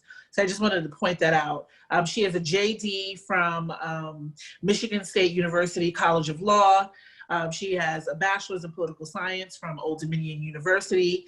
She lives here in the DC area, and her and I also sit on the National Steering Committee for Africans for Biden. Very smart policy professional. And so Diana, the floor is yours. Thanks, Stephanie. And thanks everybody for joining us here today and for allowing me to join on the panel. So just to give a little background about the work that I do in the organization, just as information, again, I'm here as I'm in my personal capacity, but I am policy director at African Communities Together, as Stephanie mentioned. And what the organization does is we provide direct legal services to African immigrants in the communities where we operate. So right now we have a chapter in New York. We have a DC chapter, which has offices in DC and Virginia, and we do some work in Maryland. We also train our members. We're a membership-based organization, so we train our members to become civic leaders. We organize them around issues that are of importance to them. And we do federal advocacy. We also do state and local advocacy, but I'm involved in the federal advocacy. And in my role, what I do is ensure that the interests of African immigrants are considered when federal immigration policy is being discussed. Making sure that, for example, folks aren't trying to trade away the diversity visa program when they are discussing how to create paths to citizenship for other communities. So that's basically what I do. Some of the issues that I have been working on include TPS, temporary protected status. I've worked on DED, which is a program that Fata just mentioned, also working on the law that came into effect at the end of last year, the LRIF, the Liberian Refugee Immigration Fairness Act, and the government's implementation of that. I deal with diversity visa issues. So any areas of immigration law that impacts Africans. And before my work here, as Stephanie mentioned, I was on the Hill. I worked for Congressman Bill Foster from Illinois. But one of the things that I did while I was there was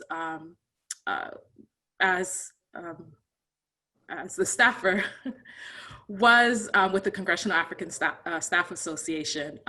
It's a staff association made up generally of African staffers.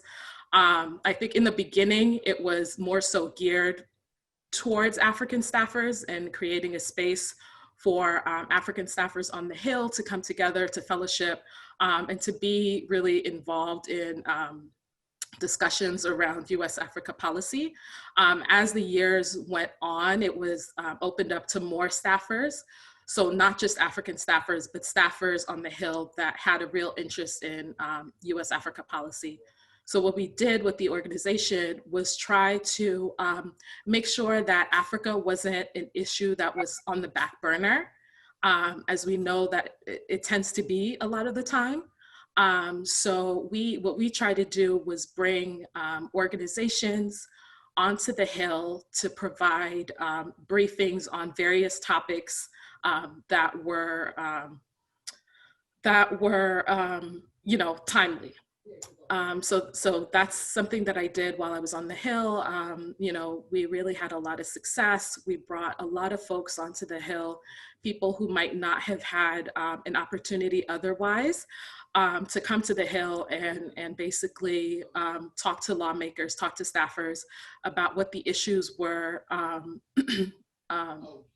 within their communities, whether it be here in the US, but generally on the continent. So that's, a little bit background on me. I am Ivorian. I was born in Ivory Coast, but I consider myself a Liberian because my mom is Liberian and she raised us, within the Liberian community. So, so I consider myself a Liberian, but so that's a little background on me. I mean, there's too many Liberians here. Where the Ghanaians? Where the Ghanaians? Come on, Liberians and Nigerians, let's kind of dominate. Y'all flex, you guys flex too much. No, okay, so our last and final panelist, and we're running out of time, so I'll be quick with this, is Mr. Konate, who is a colleague of mine, who is also part of UNAC, is a dynamic professional. Just want to read a little bit about his bio. He currently sits as the Deputy Director of Strategic Partnerships for the New York City Census, and prior to that, he was the Bronx Borough Director for Mayor Bill de Blasio, who's our current mayor in New York City. He's also the African liaison to the mayor's office. In his capacity, he has served as a representative of the mayor to the Bronx, as well as throughout the whole 5 boroughs, actually. He's also worked for the district attorney's office and the governor's office. He is city government, state government professional, and has always been able to link those offices back to the African community. The African community has always been his core. I've known him for a long time and the work that he's done. And so we're interested in hearing from you, Famoud. Thank you for joining us. Thank you, Stephanie, and thank you to everyone. Kudos to you and the entire team for organizing this event. I'm sorry for my appearance. I'm on the road, actually. I didn't want to tell the team that, but I had to, come down here in my mom's basement to get on this conference call. I know you asked me specifically to talk about the census and how the census is helping to get African different ethnicity in the census. So I'm going to first talk about work in New York City, since that's the capacity that I worked in and what we've done with the. So you could just give a quick byline about your role, and then I'll have the pointed questions to you shortly after. Okay. Good. And he's another Liberian too, so Liberians are dominating this whole conference call. But go ahead. Yeah.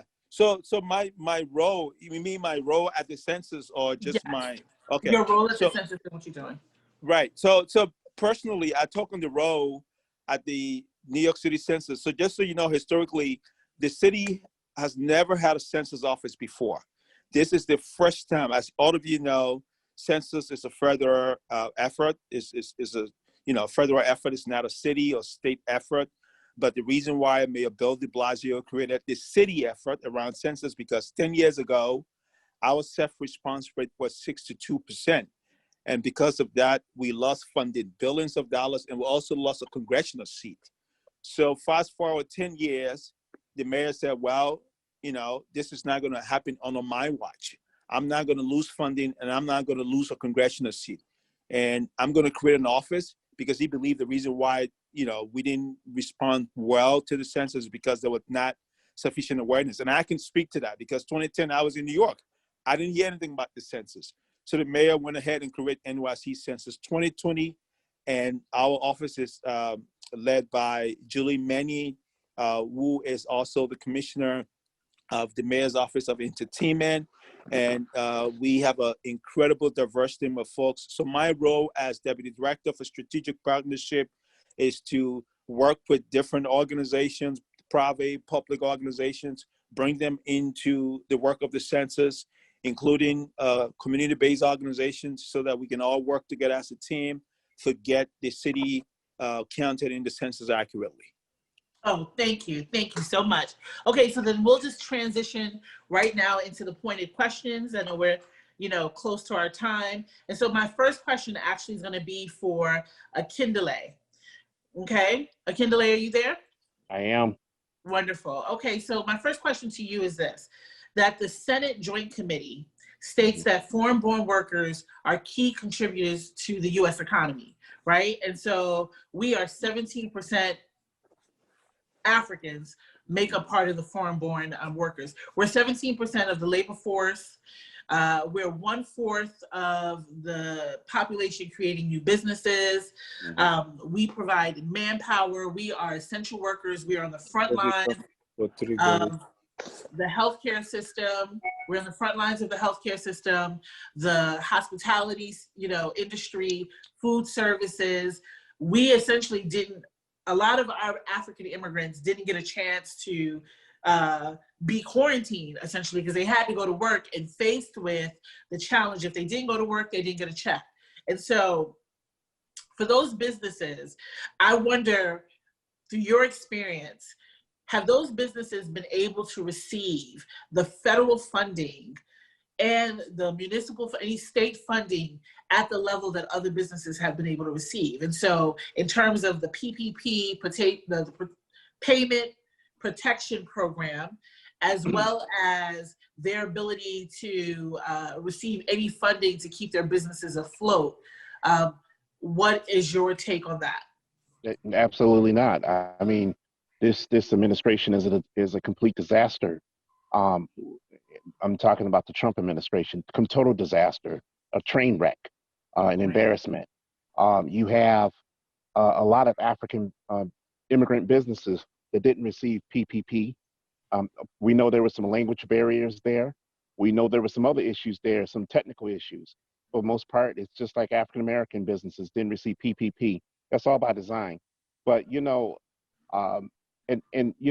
other state and federal funding, there were some barriers there. So we heard the horror stories. We try to help people navigate the process on our end through our networks and try to get them that money. For the most part, we didn't hear about any of that stuff. See, the thing is about African immigrant businesses is that they play a key role into building tax bases within local communities. That's important. We have to understand that. They play a huge role in lowering unemployment in our community. They play a big role in boosting tax base. They play a big role in creating a synergy that some communities just don't have. That's where we talk about linking the wealth. We have to link the wealth between the U.S. and Africa. And the thing is that this administration, I don't understand.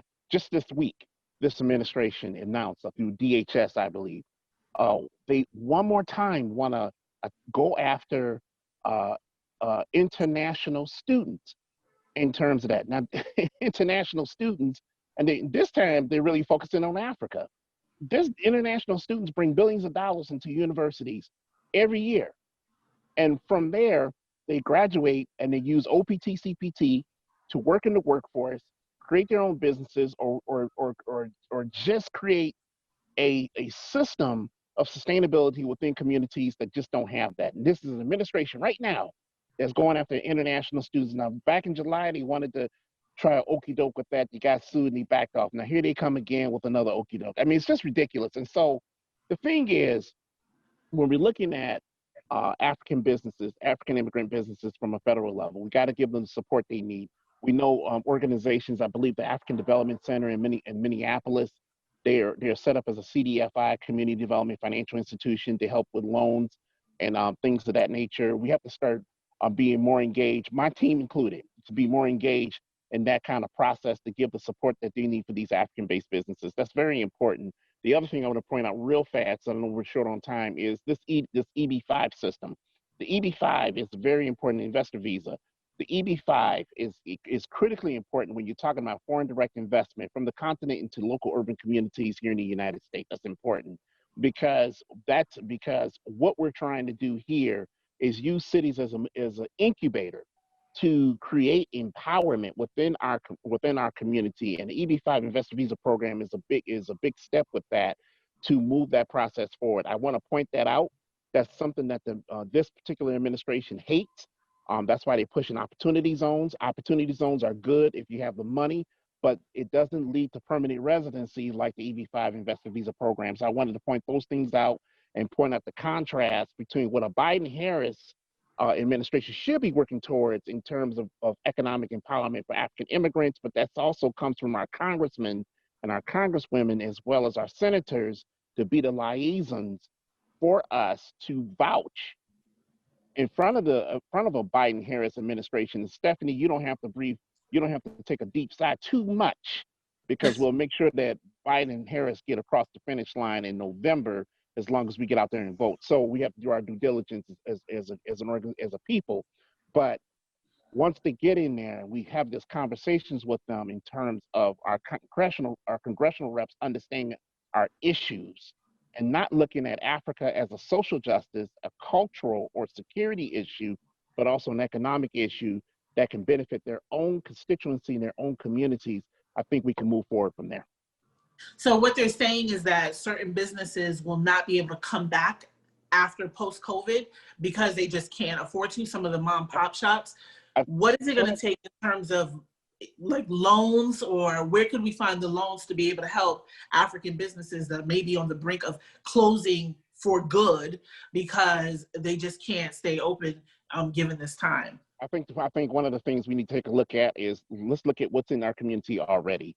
We have Black banks within our community. Have we talked to those Black banks about the situations with African small mom and pop businesses? Have we talked about CDFIs? I think one of the things we need to pay attention to is some of the things and some of the institutions that exist in our community. I think we need to engage them more. From my personal experience as a president and CEO of GABA, is when I talk to some of these financial institutions, they just simply don't know what's going on because they're just not engaged, not because they don't want to be engaged. No one's ever talked to them about that. I think we need to create some type of dialogue and some educational pieces to put in place to help them understand that these people need assistance, these people need support, and so these businesses won't fall apart. I think also I think we need to move some of these businesses into the 21st century in terms of e-commerce. E-commerce plays a big role, especially in the 21st century as it pertains to the fourth industrial revolution. E-commerce is going to play a huge role in the way we do business, even in financial technology. With now you have this thing, cryptocurrencies coming into play. I mean, so I think one of the things we have to do on our end internally is start looking at things differently as a community in terms of how we do business and how we execute business within the community as in terms of services. But also I think we need an educational component to link with what already exists within our community with institutions and things, so that we can all create that ecosystem and that synergy to move us forward. Thank you so much. So my next question is for you, Diana, and this is in reference to immigration policy. So what I've witnessed at the start of campaign season, before Biden announced Harris, but just how the Biden campaign was kind of navigating, they really weren't stumping on immigration issues, right? And so they really weren't explicit about talking about DACA, DAPA, the border. And, you know, some say it's because they don't want to piss off some voters that they're trying to take from the Trump administration or the Trump support base. And then recently I just saw that Biden now introduced 2 immigration initiatives in order to appeal or patronize to the Latino voter base, right? And so if I'm an African, and I am an African, and I see that there's no explicit campaigning around immigration issues that impact me or my family or that I care about, then what is the incentive to then now go vote, right? If you're not directly speaking to my demographic, but you've now created space to speak to the Latino base. And I think before you answer, I think one of the misconceptions is that, you know, Africans are not voters. If we're naturalized, we're voters, right? We are raising, you know, children, American-born children who then become voters. And so I guess my question to you is, Diana, what is it going to take for the Biden-Harris campaign to be more appealing to the African voter? And then what policies should they address in, if they win, that will do better to solve some of the issues that we've been finding in our community? Sure. That was long-winded, I'm sorry. I talk a lot. No problem, no problem. I mean, I think that Democrats tend to not be as vocal as immigration on immigration, I think because, they feel like it's an issue that they don't win on. But, polls have shown that the American public is welcoming of immigrants. So I think that appealing to immigrants is the way to go. When it comes to the African immigrant population here in the US, I think that first we have to start with where we are right now and what the Trump administration has done to immigration policy here in the US. He campaigned on, getting illegal immigrants out of the US.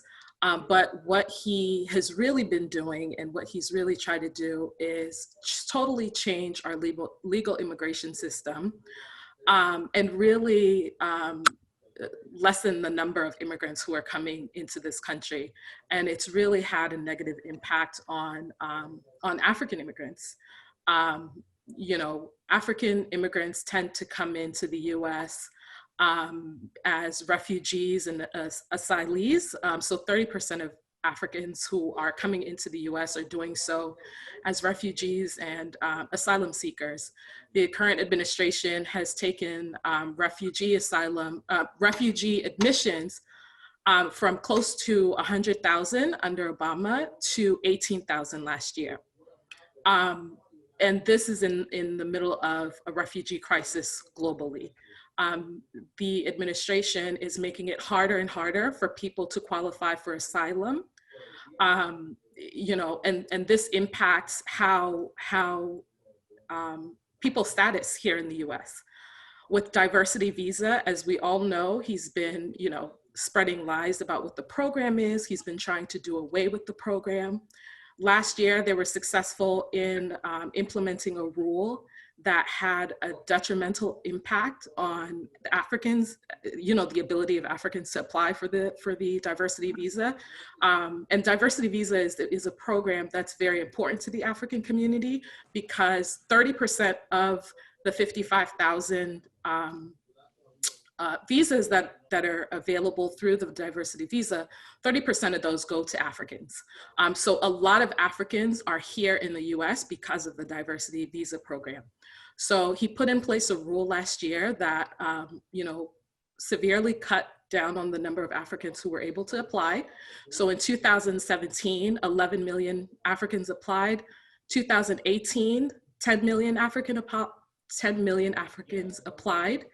And then last year, it was 4 million because of his rule. This year, as you know, he suspended the diversity visa program. So effectively, nobody could come into the country through that program. Akindele mentioned this in his remarks. Yesterday, the administration just proposed a rule that would restrict student visas. And not surprisingly, 38 of the 54 African countries are on that list. His policies have just had a detrimental effect on Africans being able to come into this country. As far as Africans who are in this country, he's done everything that he can to take away people's status. So he has terminated TPS for several countries, including Sudan. He has terminated DED for Liberia, and we had to fight to get it not reinstated, but to get it extended. and then fight for the LRIF program that just that passed in December. Implementation for that program has been disastrous. Of the 10,000 Liberians who are eligible for that program, only 2,000 have applied. USCIS has not done education that it needs to be doing on that program. You know, he has tried to do away with DACA. You know, he has made it harder for people to apply for green cards. He has intensified efforts to denaturalize people. I mean, this administration has just been terrible.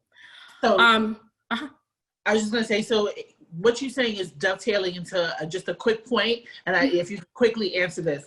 So someone in the comments made a good point that part of the reason why no presidential candidate, but particularly the Biden-Harris ticket, have not pivoted towards patronizing us is because we're fragmented within our own community. So, I mean, that may be true, and that you can speak to that briefly, but something you said, right? We can talk about all the things that Trump has done. Absolutely. We know that, you know, he has espoused anti-immigrant rhetoric. He is not a friend of our communities. But how can a Biden-Harris ticket, but particularly Biden, convince us as Africans that he's an ally when people remember in the Obama administration that they had the highest deportation record? If you can speak to that really briefly, what is it going to take to convince us that we should vote for him up against what we have in Trump? Yeah, I mean, I think that's a fair point that under Obama there were significant deportations, but I also think if you look at the data, when Trump came into office, the percentage of Africans that were getting deported skyrocketed. I believe the first year he came into office, I want to say there was an 800% increase in the number of Senegalese that were deported. You know, last year there was, I don't have all the numbers in front of me, but there has been a significant increase in the number of Africans being deported. That impacts our communities. And I think that if you see where we are now, what the Biden-Harris ticket could do is really talk to our communities, tell them what's at stake, because there is a lot at stake, and then let them know what they intend to do. I mean,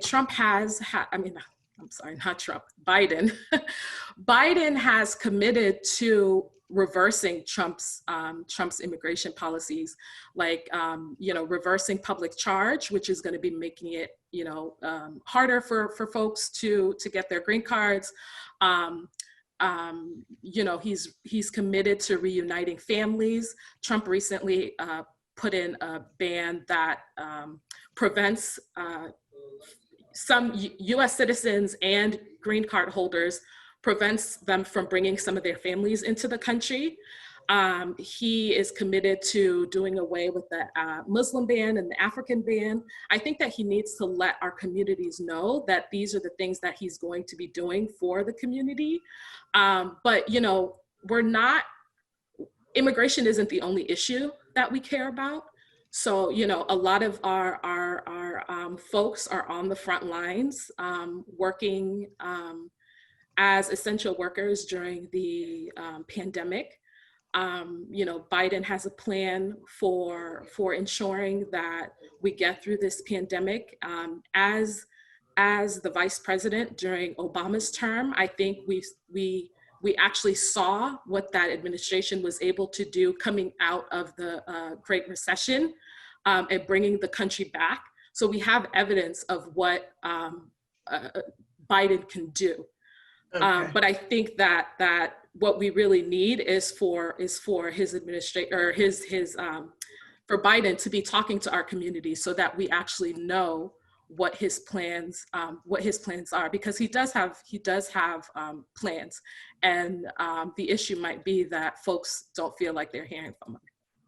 Thank you for that. Thank you for that. So I'm going to pivot into my next question for the next panelist, but to Diana's point about Africans feeling not heard, what I've seen, and I'm not sure if other people on the call have seen, this growing number of Africans for Trump. I don't know where they've come from, but they are a groundswell. And I thought it was a gimmick initially, but no. There really is a groundswell of naturalized Africans who, you know, are in the diaspora, who are supporting the Trump administration, in spite of all of his anti-immigrant rhetoric. And I'm just concerned, is his campaign or is his team going out to the African base more? That, because, you know, he always talks about how he's done more for Black people than any other president, which we know is not true. But is something wrong with the messaging that is now bad on the Democratic side, and, you know, the Republican side has been able to capitalize off of better messaging? I'm not sure, but there is a faction out there, Africans for Trump, and I just didn't know if people knew that or were paying attention. Have you been seeing that? Just like 30 seconds. Have you seen that through your organizing and your work? I mean, not necessarily through my work, but just personally. I have seen folks that are, you know, pro-Trump, Africans that are pro-Trump. I'll say that a lot of what I've seen tends to be Africans who are more conservative. Just generally, they're more conservative. They tend to be more religious. And so they feel as though Trump aligns with them on their values. Their core values. And, you know, it's unfortunate, because if Trump could have it their way, his way, they wouldn't be in this country. Right. Like, I don't get it. So, you know, it's really unfortunate. And I think there's also a lot of misinformation about what Trump is doing for the African community. So I think information and letting people know what he's really doing is what can combat some of that.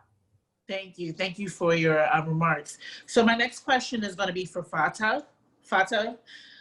So what we're seeing is this new growing demographic of young African voters who are now more, I don't want to say more leftist, but they were more Bernie-crats. You know, those that I've come in contact with, you know, supported the Bernie campaign, were really about social justice, you know, Medicare for all. And given the current climate with the racial tension and the social unrest, young Africans are seeing themselves in this movement. Right. And so through some of the discussions that I've had and some of the readings that I've done, a lot of them have not necessarily been impressed or excited. Excited is the better word. Excited about the Democratic ticket. And I guess my question to you, Fata, is what is it going to take to excite the young African voter? Because that is an emerging demographic. They don't necessarily share the same ideals as their parents, right? And so they are Black Lives Matter folks, just like you are, and are movement folks.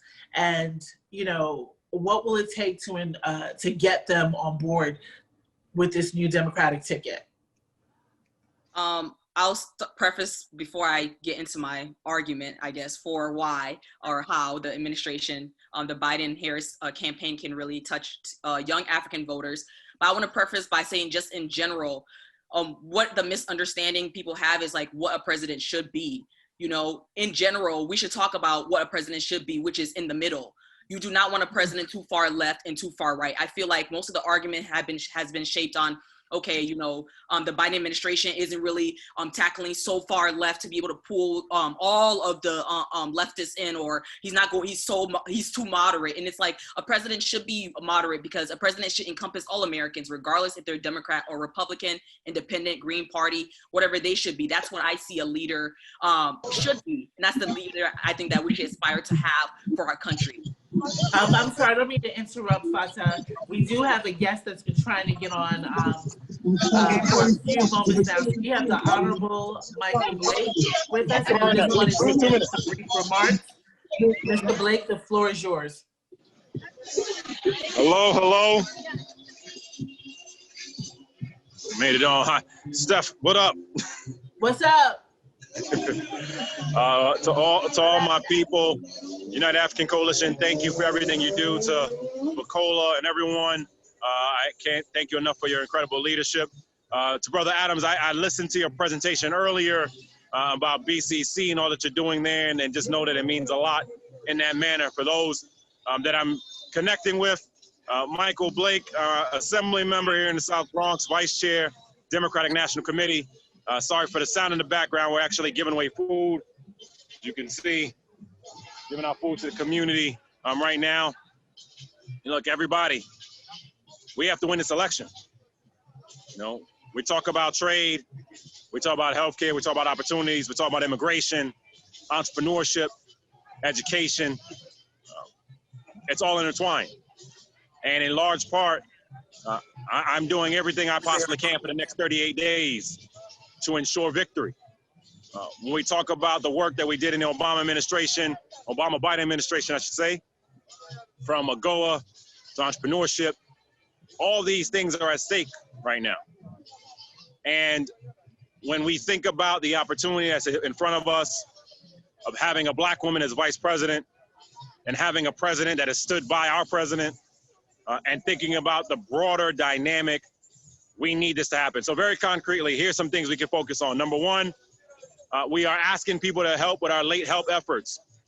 Virtually, you can go and support for 4 weeks, 10 days, or 4 days. The campaign is asking for people. You can do it from the comfort of your living room, but if you have the ability, part-time or full-time, to help for 4 weeks, 10 days, or 4 days, we could partner you up with the states and leadership in the states across the country. Number two, voter protection. Even if you are a lawyer or not a lawyer, we have 27 state operations going. We are preparing actively for voter protection. Just so you know, Virginia and North Carolina are already voting. So we need people to be helping us on the ground and supporting. If you are willing to travel to help with early voting or day of voting for voter protection, lawyer or not, we will plug you in. We have a national voter protection hotline. So iwillvote.com is the website. iwillvote.com. You go in one central place to be aware of that. Number three, we're actively raising money because we are preparing for the other side. And we need money to come in quickly, not late, because the faster we can mobilize, we can do more TV, more radio, more digital, and engage in that way. We're going to have a very large African American, Caribbean-based fundraiser this upcoming Wednesday at 6 p.m. Eastern that I'm co-hosting. I will put my email in the chat, and I'll put the link in the chat. Ashley Etienne, who was the sister that ran the impeachment efforts against Donald Trump, who joined the campaign, I'm a senior advisor, and Don Graves, who's the senior policy lead, are organizing that for us. That's Wednesday at 6 p.m. Eastern. And we're doing that because, of course, the first debate is happening on Tuesday night. And so everybody, when we talk about what's happening, our efforts here on the ground with Little Africa, our efforts nationally with the campaign, our efforts internationally, we have 38 days to save the country. And so I thank you, Steph and Bukola and everyone for allowing me the opportunity. Forgive me again for the sound outside, but we have to win. We absolutely have to win. And so we say thank you. So I'll stop there. I'll put the links in the chat. Again, join us Wednesday at 6 p.m. Eastern. Any dollar amount, $25, $50, $100, whatever you can do. Join us for the late help. Join us for the voter protection. We need you engaged to help us bring this home for the next 38 days, everybody.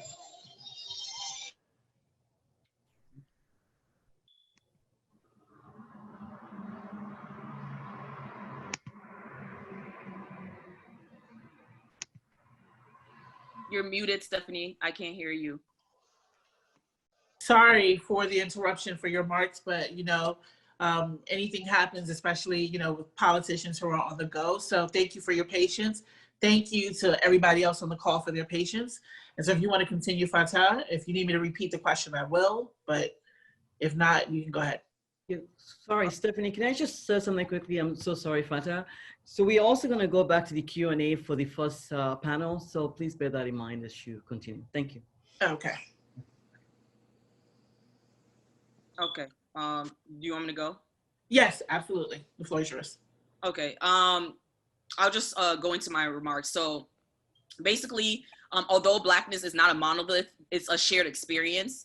And young Africans living in the diaspora share a common experience of what it means to be Black in modern day America. And that shifts like the majority of the conversations we're having with one another, especially on the ground when you're talking to your friends and you're talking about even issues when it comes to equity or equality. And Africans living in the US are among one of the highest educated groups of immigrants, but education level does not triumph racism, which is the underbelly of the American experience. And I want to push back on the idea that, you know, Africans wanting a fair and just and equal America are leftist ideals. Our drive for that is for social justice and fairness, and a justice system that is what attracted most of our families to cross the ocean to come to the United States. That is what we dream of when we talk about the American dream. And that is what we all strive for when you're talking about liberty and justice for all. And those ideas of liberty and justice for all American citizens is nonpartisan and is one of humanitarian lens.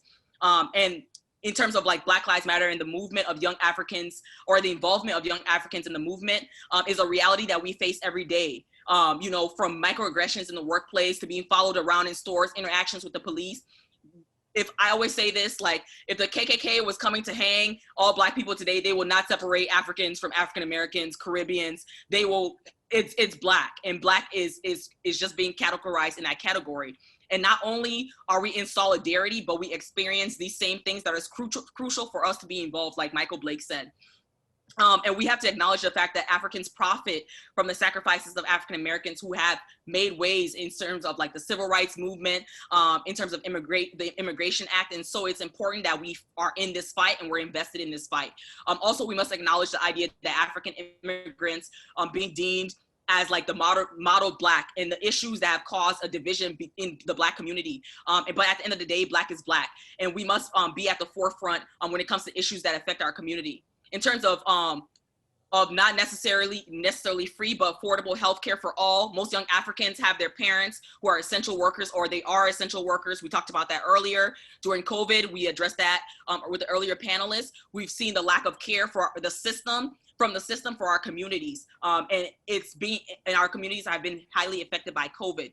And when our families are talking about, you know, the differences between where we're from or where our parents grew up and why we came to the US, access to affordable healthcare is an important topic or conversation that is being discussed.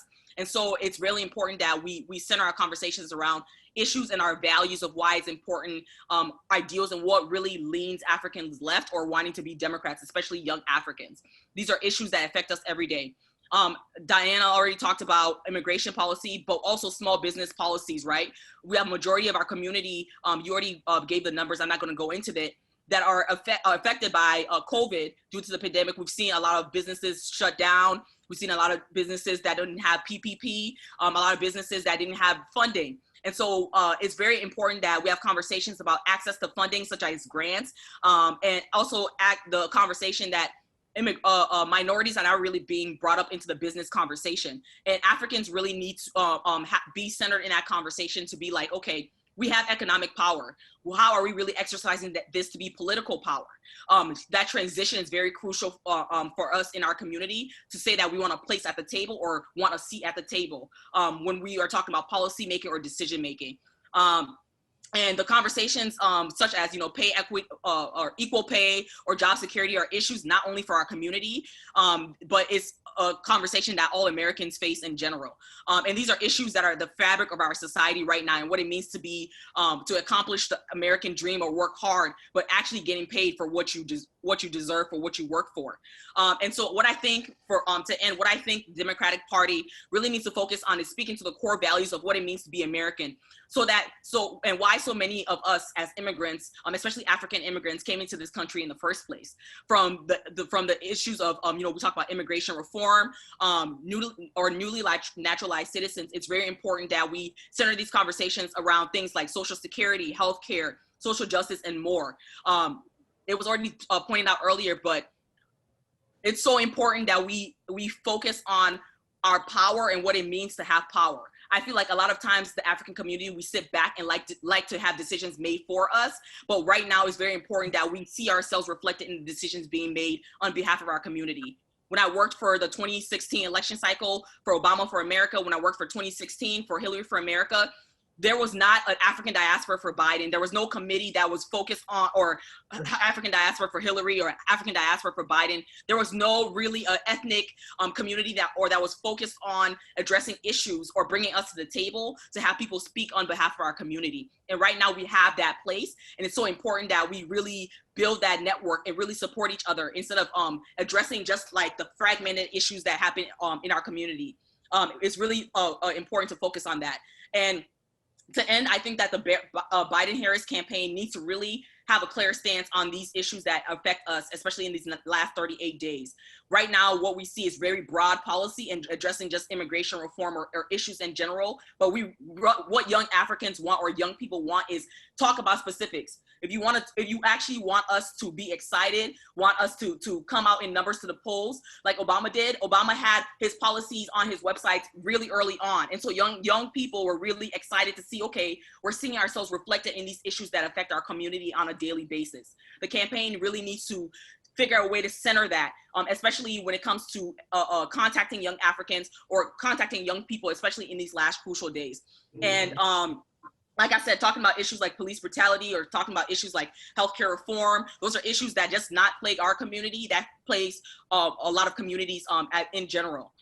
So we have to be clear about the lack of adequate solutions to the issues that our community is facing. And so that's where the Biden-Harris campaign can really separate itself from the current administration in these last days. And honestly, what I think is that young people right now, we know that we have to vote, because we know that what is at stake. It's not that young people are not trying to vote or don't feel like they need to vote. We know what is at stake. The issue is that we feel like we're not being reflected in the decision making. And so even the Democratic establishment needs to stop pushing young Africans or young voters to say that they're too progressive for the system, and being able to actually include them in the decision making to come up with a solution that is moderate enough that works for all of the parties that are involved, or else you're going to start creating a separate party that is going to be focused on more progressive issues that's going to separate itself from the Democratic establishment. Thank you so much, Fata. And what I'm hearing consistently from a lot of the remarks, it's messaging, messaging, messaging, right? We've got to reshape the narrative about what the African voter cares about. And it has to go beyond, it can include, but it has to be a little bit more broader than just immigration and citizenship. And so in the interest of time, I believe one of our panelists had to drop off, but I'm gonna go to Kane to talk about the census, and not only the efforts of the census, you know, I guess being reshaped this time around to allow people to identify their ethnicities and be specific, but why the data from the census is so important. Because when we talk about business communities, when we talk about Black banks not knowing about African businesses in terms of the data, we need data to kind of shape or inform people that we want to get progressive policies from. And so, Famoud, are you there? Yeah, I'm here. Stephanie. Okay, so I want you to go a little deeper into the census. I know that the census was interrupted in terms of their physical, I guess, outreach efforts because of COVID, which set them back. And then now we know that the census is going to be cut off, you know, at the end of this month on the 30th, which I think was very calculated to do, unfortunately. But can you speak to how successful you think the census is going to be this time around, and why the data from the census is so important, specifically for accurately targeting our communities? Yeah, thank you, Stephanie. So just quickly before I forget to mention that about the conclusion of the census, the decision in California on Thursday night was that the U.S. Census Bureau should go ahead and continue the census until October 31st, right? Yeah. So the decision from California was a good one, but we are celebrating that the census potentially could be extended, but you know, maybe the government could appeal that decision. But the judge did rule that the census should continue until October, which was the initial deadline for the census. So hopefully that will go through and we will have work to do. But as far as what the data, the census, I mean, this is a very well-informed audience, so I don't want to give you the nitty-gritty because I think we're talking about policy, or we're talking about a strategy here. So I believe the audience here is well informed, and I'm looking at the list of participants and the Is there panelists. background noise coming from you, or should I? Hold on, let me see. I don't know if it's.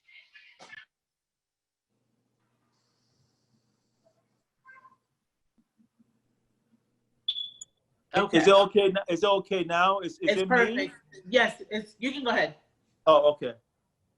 Yeah. So I think I shouldn't be focusing on the nitty-gritty. I should just be talking about potentially what we here as a team, because the way I see it, I think all of us here are ambassadors within our respective community. And I want to say all of you two are also ambassador for the census. The data, as you all know, with all the different allocations that are made with the census data in terms of housing, immigration, schools, and all of that, we all know the data is very important for those allocations. But in New York City, what we've done specifically in terms of encouraging ethnicity in the African community is we invested significantly in the census. And this was historic. The city have never done this before. We invested $20 million into community-based organizations in the city of New York to use them as credible ambassador to recruit their respective community. About 100 and some more organizations apply for this. But I'm proud to announce that 6 African organizations got about $500,000 to directly mobilize Africans in the city to participate. And we've had significant increase of Africans in the census. We haven't given up yet because we still got, 4 or 5 more days to go. But the strategy worked. Initially, we had a comprehensive strategy to go out and get the entire city counted. As I said earlier, our self-response rate last 10 years was 62%, and the mayor didn't want our response rate to be that number. He wanted it to be higher. So he went ahead and created our office. Right now, even with the pandemic, we are at 62%. Our self-response rate in the city of New York is at 62% with the pandemic. So I think our strategy worked. If we hadn't had the pandemic, we would have maxed that number. But as far as the African community is concerned, you know, New York City has the largest concentration of Africans throughout this nation, right? And we believe that whatever strategy we implement in the city of New York will be replicated by other predominant African cities around the country. So our CCF, the Complete Count Fund that invested $20 million into the city, attracted many community-based organizations, and 6 of these organizations were Africans: Yankasa, Setiatu, African Community Together, Congolese Alliance, United Malian Associations, and Setiatu. These are 6 prominent African organizations that I've worked with, and we created something called the African Coalition, African Census Coalition. We worked together as a team because we didn't want to overlap our effort. We wanted to make sure we get the city entire population counted. This has never been done anywhere in the country, and the model we created as the New York City African Coalition has not been done anywhere in the country as well. But we needed to do that for a city that had the largest concentration of Africans. And right now, we still want to encourage the African community to participate. We have seen significant increase in African participation in the Bronx, where you have the largest concentration of Africans. We've seen it in Manhattan, in the Harlem area, where you have a great number of Africans as well, and in Staten Island. Staten Island, as a matter of fact, has the highest self-response rate in the city of New York. So the city African community has been really responsive to the census, but we think there are plenty of other Africans that have not self-responded to the census, and we are encouraging them to do that, because as some of the things you guys have talked about, policy, in terms of policy on housing, policy on immigrations, all of these things are determined by census data. And we have told our community that they need to respond, because we need to make our city count so that we can get the funding that we need. And the analogy I give people all the time is that the census is like this party that everyone is going to, and we Africans typically we don't like to RSVP, but we've been told to RSVP to this party, but we don't want to RSVP to the party, but we want to go to the party, and so 100 people RSVP to the party. The party host made allocation for 100 people, 100 plate, like reach 100 plate with jollof rice and chicken and all of that. And then another 50 people decided, no, I'm not going to RSVP, I'm just going to show up.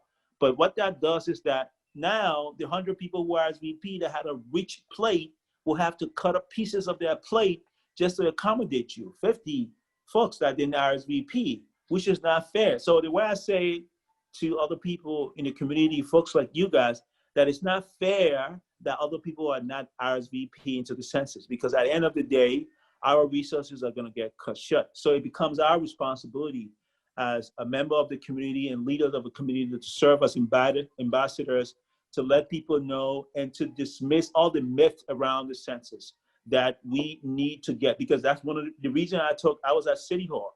I took the census job because I felt that the African community and the immigrant community was one of the undercounted community. I wanted to make sure we make an impact, we get our folks counted, and I decided to take the job on. And I'm glad we've done significant effort in getting people to self-respond, but there's plenty to be done in the last 5 days. We still can encourage everyone on this call, please be an ambassadors in your respective city. You're all ambassadors in your respective community. Encourage your folks in your community to do the census, especially the African community. We need to encourage them, because the way I see our success in responding to the census will be a function of our success in November 3rd. All right, so I'll end with that. Thank you so much, Famoud, for that. And our last panelist is going to discuss voter suppression. And so the reason why I chose to have, Ms. Uftu and Famoud to go last is because more of what they had to talk about was data rich. And so this is for you, Nsé. This election is being touted as one of the most contentious elections by far. I mean, given just the fact that it's a presidential election, the census is going on, and then we have all this racial tension going on. And then we have a current administration that's also fueled a lot of the racial conversation, right? Maybe not explicitly, but through implicit, policies and maybe no, even explicit policies. And so I am just concerned about, can you speak to the restrictive practices that you see going on to scare voters from actually turning out? I know that states have made accommodations to have early voting, right? And some people, the reality is they're gonna wait till November 3rd. Some people are not gonna mail in their ballot. Some people are not gonna go do early voting. Some people have been scared away. And so can you speak to what work that you're doing, but what you've been hearing in terms of myths and restrictive practices to scare voters, particularly immigrant voters? Right. Thank you. I think that when we hear the words voter suppression, I think the image that comes into folks' minds is, Bubba on the back of a pickup truck with a shotgun trying to intimidate Black voters. And while there is certainly that is very much still happening in the year of our Lord 2020, the truth of the matter is that that suppression has gotten much more sophisticated. And so we as organizers, as defenders of democracy, as ordinary citizens, as members of a community also need to get more sophisticated in our response and how we neutralize it. One of our primary concerns is around sort of misinformation and disinformation, and particularly how quickly it is spread. My family makes fun of me that I just got sort of graduated into the auntie group chat. And one of the concerns is that, so the way that misinformation and disinformation works is that it's designed to distract, to dismay, to discourage. And so it works to leverage the sort of love and care and trust that we have in our communities. So if an auntie or somebody that you trust or just in community with posts something, it's designed to stoke outrage and to sow the seeds of fear. And many times it's not based in fact or reality. And so Black voters, young voters, new Americans are often the primary targets for misinformation and disinformation from bad actors, both foreign and domestic. I think a lot was made about the 2016 elections and the role that Russia played in sowing the seeds of misinformation and disinformation, and, you know, creating memes that, you know, disparage Secretary Clinton, that got shared widely in our WhatsApp groups, in the group me's, on Facebook, et and so one of the ways that we're working to combat that is to do, you know, digital media literacy, but, you know, some basic things that people can do to, you know, check the date, check the source, et but also just making sure that folks recognize that we all have the power, that if we're informed, to combat that disinformation by not retweeting and reposting and saying, look at these lies, but making sure that you position yourself as a trusted messenger, that we are combating the way that we neutralize it, neutralize the impact is by putting factual information out. Again, the algorithms on a lot of these social media platforms don't really care if you retweet and say this is a lie. You've already done the retweet, so you are a part of the disinformation machine and you're amplifying it. Right. I think that we're talking about the attack on the postal service, right? And it's not just about vote by mail and mail service, but it's also, you know, people get their medications during via postal service, et cetera. And so delaying the time in which people can get an absentee ballot, and then delaying the time that the counties can get it so that it can be counted, is a problem and is a part of a larger voter suppression effort. I think that, you know, I will say that the President of the United States, as well as the press secretary, White House press secretary, and several other people are a part of a large campaign to sow the seeds of confusion, fan the flames of fear, and make people ignore the power that we have. And I think that, you know, so if I'm to leave anyone with a message in this particular moment, it is that we are so powerful that, you know, they're working very hard to distract, to dismay, to discourage, to prevent people from participating in our elections. And we have to do everything that we can to resist that. Thank you. And so just really quickly, just as a follow-up, and then I'm going to transition it over to my colleague. So, you know, with voter suppression, I'm just wondering, given the fact that we're in a pandemic, and so, you know, the ballot won't be counted that night, like we won't know on election night, potentially who's going to be the president. What is going to be in place? What resources are going to be in place to make sure that this election is not stolen? I mean, I remember the Gore election, what happened in Florida. And so that scares me. And then can you speak to provisional ballots? Because when people are not on their roll, they get to sign a provisional ballot. But are those ballots will they be counted in time to contribute to the count? Right. I mean, I don't know. So, I mean, what I will tell you is that in states all across the country, secretaries of state, county board of election officials, there are tons of people who are bad actors and are not to be trusted with maintaining our democracy. That what you are seeing right now is happening. This is real. The president refusing to concede is a real possibility. He has told you that, you know, he's not going to leave without a fight. And so one of the ways I think that we can challenge that is to have overwhelming participation in our elections. Until we can change the people who are responsible for counting our votes, until we can change our president and our secretaries of state, we have to have historic levels of participation to make sure that the will of the people, the will of the voters, is clear and it's loud and it's undeniable. Number one. Number two, we are working with a nonpartisan coalition, that we being the New Georgia Project Action Fund. It's the organization that I work with, but between I Will Vote, the voter protection teams that are stood up by the DNC, the Lawyers Committee for Civil Rights, and the ACLU, like election protection and voter protection is on deck right now. And so there are tons of ways for people to plug in as a part of a state and local effort or as a part of a national effort. And yes, provisional ballots do count. Now, I would encourage you to fight like hell to make sure that you are given a regular ballot. If you are eligible to vote, then you should be given a regular ballot.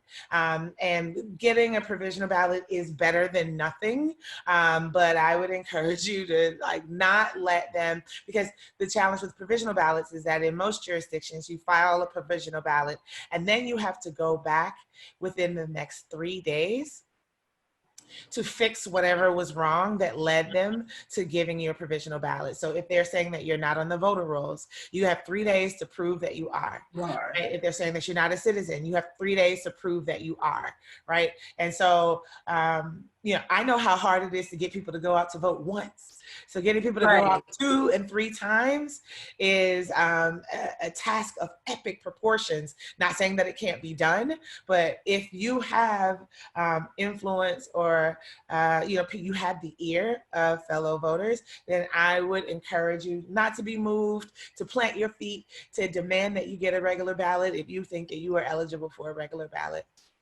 Thank you so much for that. And I guess the goal of voter suppression is to inconvenience voters in such a way that you don't want to go back to the poll, right?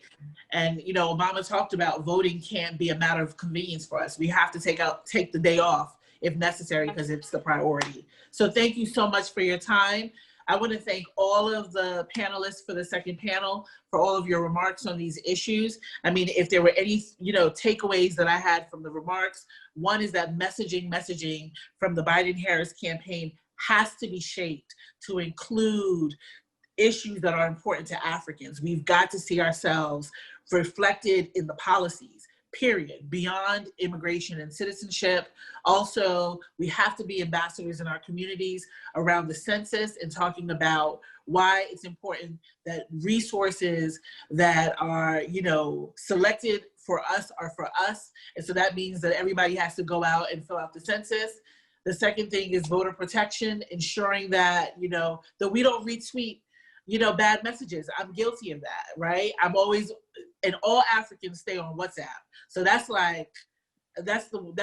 danger waiting to happen because we retweet and share a lot of bad messages through WhatsApp. And then lastly, in terms of business, again, messaging has to be sent to Black banks and other resources so they understand the need of the African business in terms of resources and funding. So thank you again. I am going to turn over this portion of the program to my colleague, Bukola Shonuga. Thank you, guys.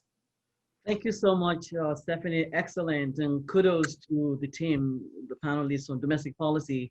Wealth of information. We really appreciate you guys coming on and talking to our listeners. Now we'll go back to the first part of the discussion, the first panel discussion, which was on the U.S. Africa Trade and Economic Development Policy. And these are my questions to the panelists. And my questions are, what policy recommendation would you recommend to the Biden-Harris ticket to facilitate and improve trade between Africa and the United States? That's question number one. I'm going to repeat that question. What policy recommendations would you recommend to the Biden-Harris ticket to facilitate and improve trade between Africa and the United States? Secondly, second question, I believe the YALI concept is one way to ease the Africa brain drain phenomenon and build a knowledge-based economy in Africa. How can the Biden-Harris formalize this concept in terms of a legislative policy? I'm gonna direct the first question to, both questions to Dana. Dana Reed, you can take that, please.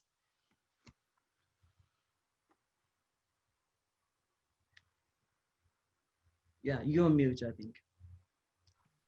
Okay. Sorry, okay. Yeah, thank you. So from my perspective, I don't have a written policy. Hopefully that will be a product of this. But policies need to be inclusive of capital. That's what works. And whether that capital is, again, to grow businesses on the continent, or capital here, more grants, right? That's another form of capital, so that we can spend the resources here. Bukola, you know that we have partnered on a couple of RFPs, right? And so give us more insight and clarity, make that process easier so that it is inclusive, right? And because all of that is helpful, so those grants can go to not just food banks types of situations during a pandemic. Hopefully this will pass soon, but what happens after that? So we want capital. It's all about capital. We need to understand where the government flows of capital are going, and how can we be a part of that conversation so that we can tell you where the capital needs to go. And who needs to be in those conversations directing it. And it has to be people that look like us, that are a part of the diaspora, because we are the ones that know intimately what the needs are, when they're needed, how they're needed, why they're needed. And so uncomplicate that process for us, right? And that's just strictly on sort of the RFP, RFQ side. So that's legislation, right? So many states have done a good job. This is, for instance, have done a good job with, MWBE participation. I'd like to see something like that for the diaspora, right? Not just minorities, but let's have specific for, Africans and African Americans in the diaspora, so that we can it'll be easier for us to work together and to partner together. Because again, if, when we've when we have the diaspora working together, the numbers and the intellect and everything else becomes that much more powerful, which could be why it hasn't happened yet. They tend to try to keep us apart. So fiscal policies around capital flows, both from government directed dollars, again, the RFP, RFQ process, as well as more programs led by the government from the federal level, the highest level, on ways to invest in Africa, right? And those can be big investments or small investments. And Bukola, you and I have talked about many very grassroots, for-profit agriculture projects and whatnot. Well, where's the capital to support those, right? And it's in our government's best interest to have a say in that. I don't want to get too far into a discussion, but if we don't, if our government doesn't, we've seen the Chinese will. And so draft policy around capital is the simplest way to put it. Thank you, Dana. So Jean Adams and Stephanie, you guys have done tremendous work in international education. So my question to you is along the same line. Education is the best equalizer, right? And considering the amount of the knowledge base of African immigrants, the talent, how do you see these in terms of policy? How do you feel in the areas that you have worked? What do you think the Biden-Harris ticket can do to formalize a policy, legislative policy, to sort of better inform the work that you guys have done already, or maybe expand it?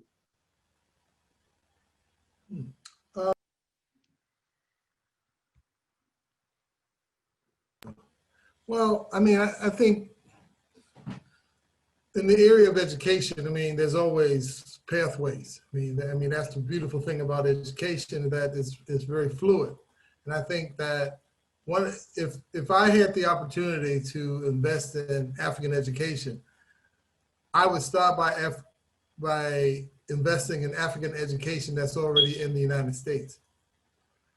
And we have hundreds of thousands of very young millennial young people at countless universities who are looking to go back home.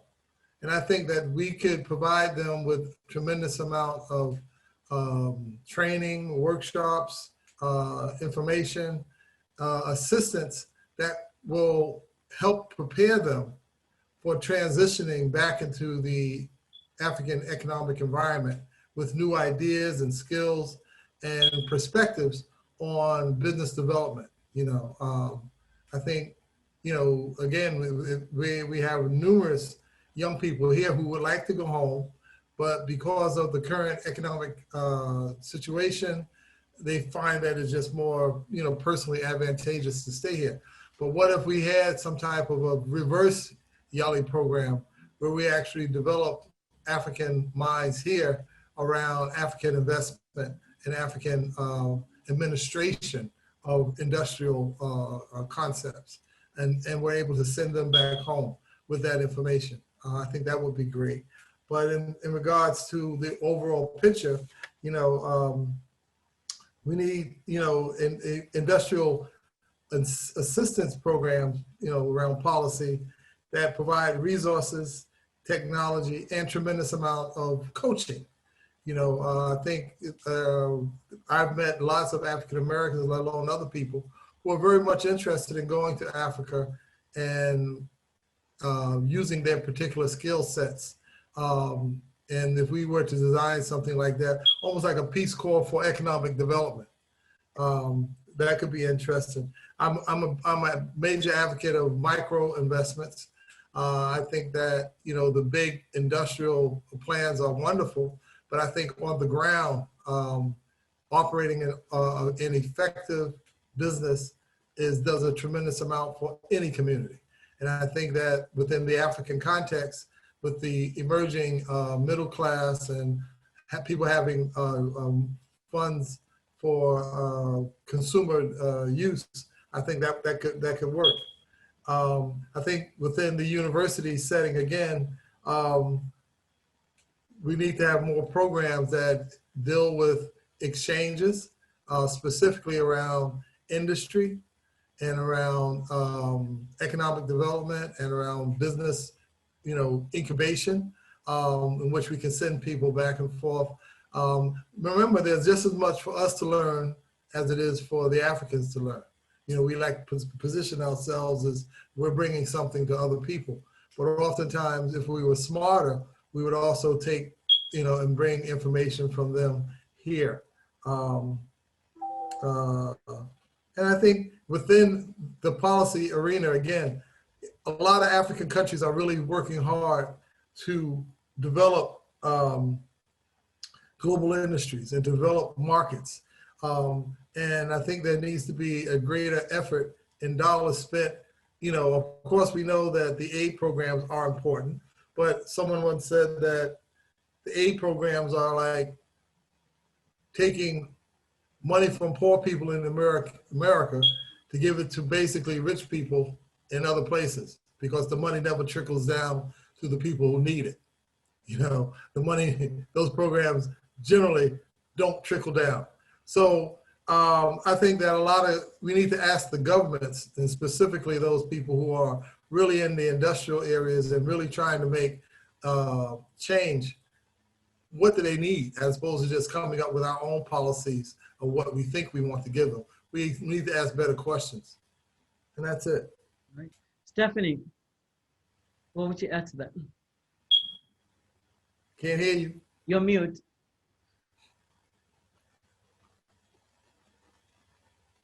Can't hear you.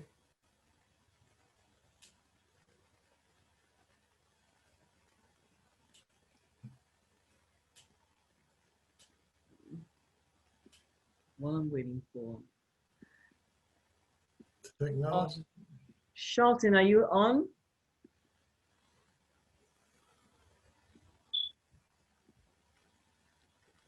Hello?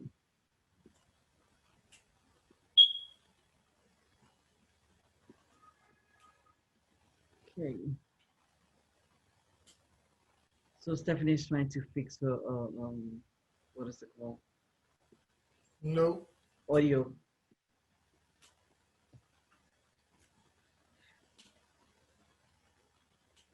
Okay, because I don't see anyone else on the U.S. trade policy.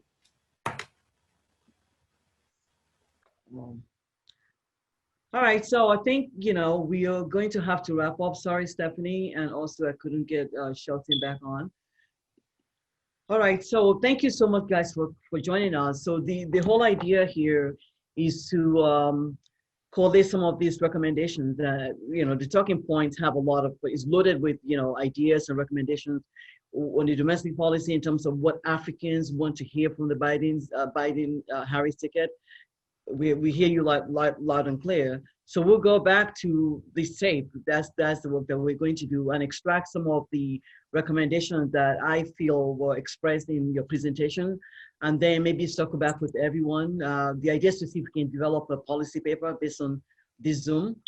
And also, I mean, we're looking to get out the vote in New York City. At least we're in New York City for our community. I've been a part of the census drive since December up until now, and we have turned a lot of our people to get counted. So we're also driving them to make sure they get to the poll, they get counted. Especially if you have any 18-year-old in your community or your family members that are 18, that just turned 18 this year in the US. That number of registered voters in the African community is very low. So that's one of the things that United African Coalition is embarking on, to get out there and get out the vote. I would say thank you again for coming, and you can join us, become a member of United African Coalition at www.unitedafricancoalition.org. And in my own capacity as executive director of this organization, I see a lot of resource here that came to this panel discussion, and we're looking to continue connecting with you to be part of our discussion, be part of our board, whether advisory board or board members, because the talent that are here today, we couldn't really pay for if we had to go and source people. So we're really grateful that you're able to join us. Charles, are you still on? Would you like, Charles is our chairman of United African Coalition. Charles, any closing thoughts from you, if you can hear me? Okay, otherwise, Stephanie, any Thank you. I just want to say thank you to all the panelists, and I just want to echo something I heard from Congresswoman Ayanna Pressley, that the Biden-Harris ticket, a lot of people are, I guess, are not as enthused, and so it's like a hard lifting to convince people why this ticket matters. I see the Biden-Harris ticket as the door, not necessarily the destination. We need allies that we're going to be able to negotiate policy with. So once we get through that door, and then we, work very closely with the administration to turn out things that we need for the African community. So with that in mind, I am a supporter of the Biden-Harris ticket, and I hope you are too. And, let's make this happen. Thank you so much for being on the panel. Thank you, Arlene Arnold, and thank you to Dr. Adejugbe-Williams for joining us. For you guys an honor. Thank you. All right, have a good evening, everyone, from wherever you're joining, and thank you. Have a good one. All right, bye. Thank you. Bye.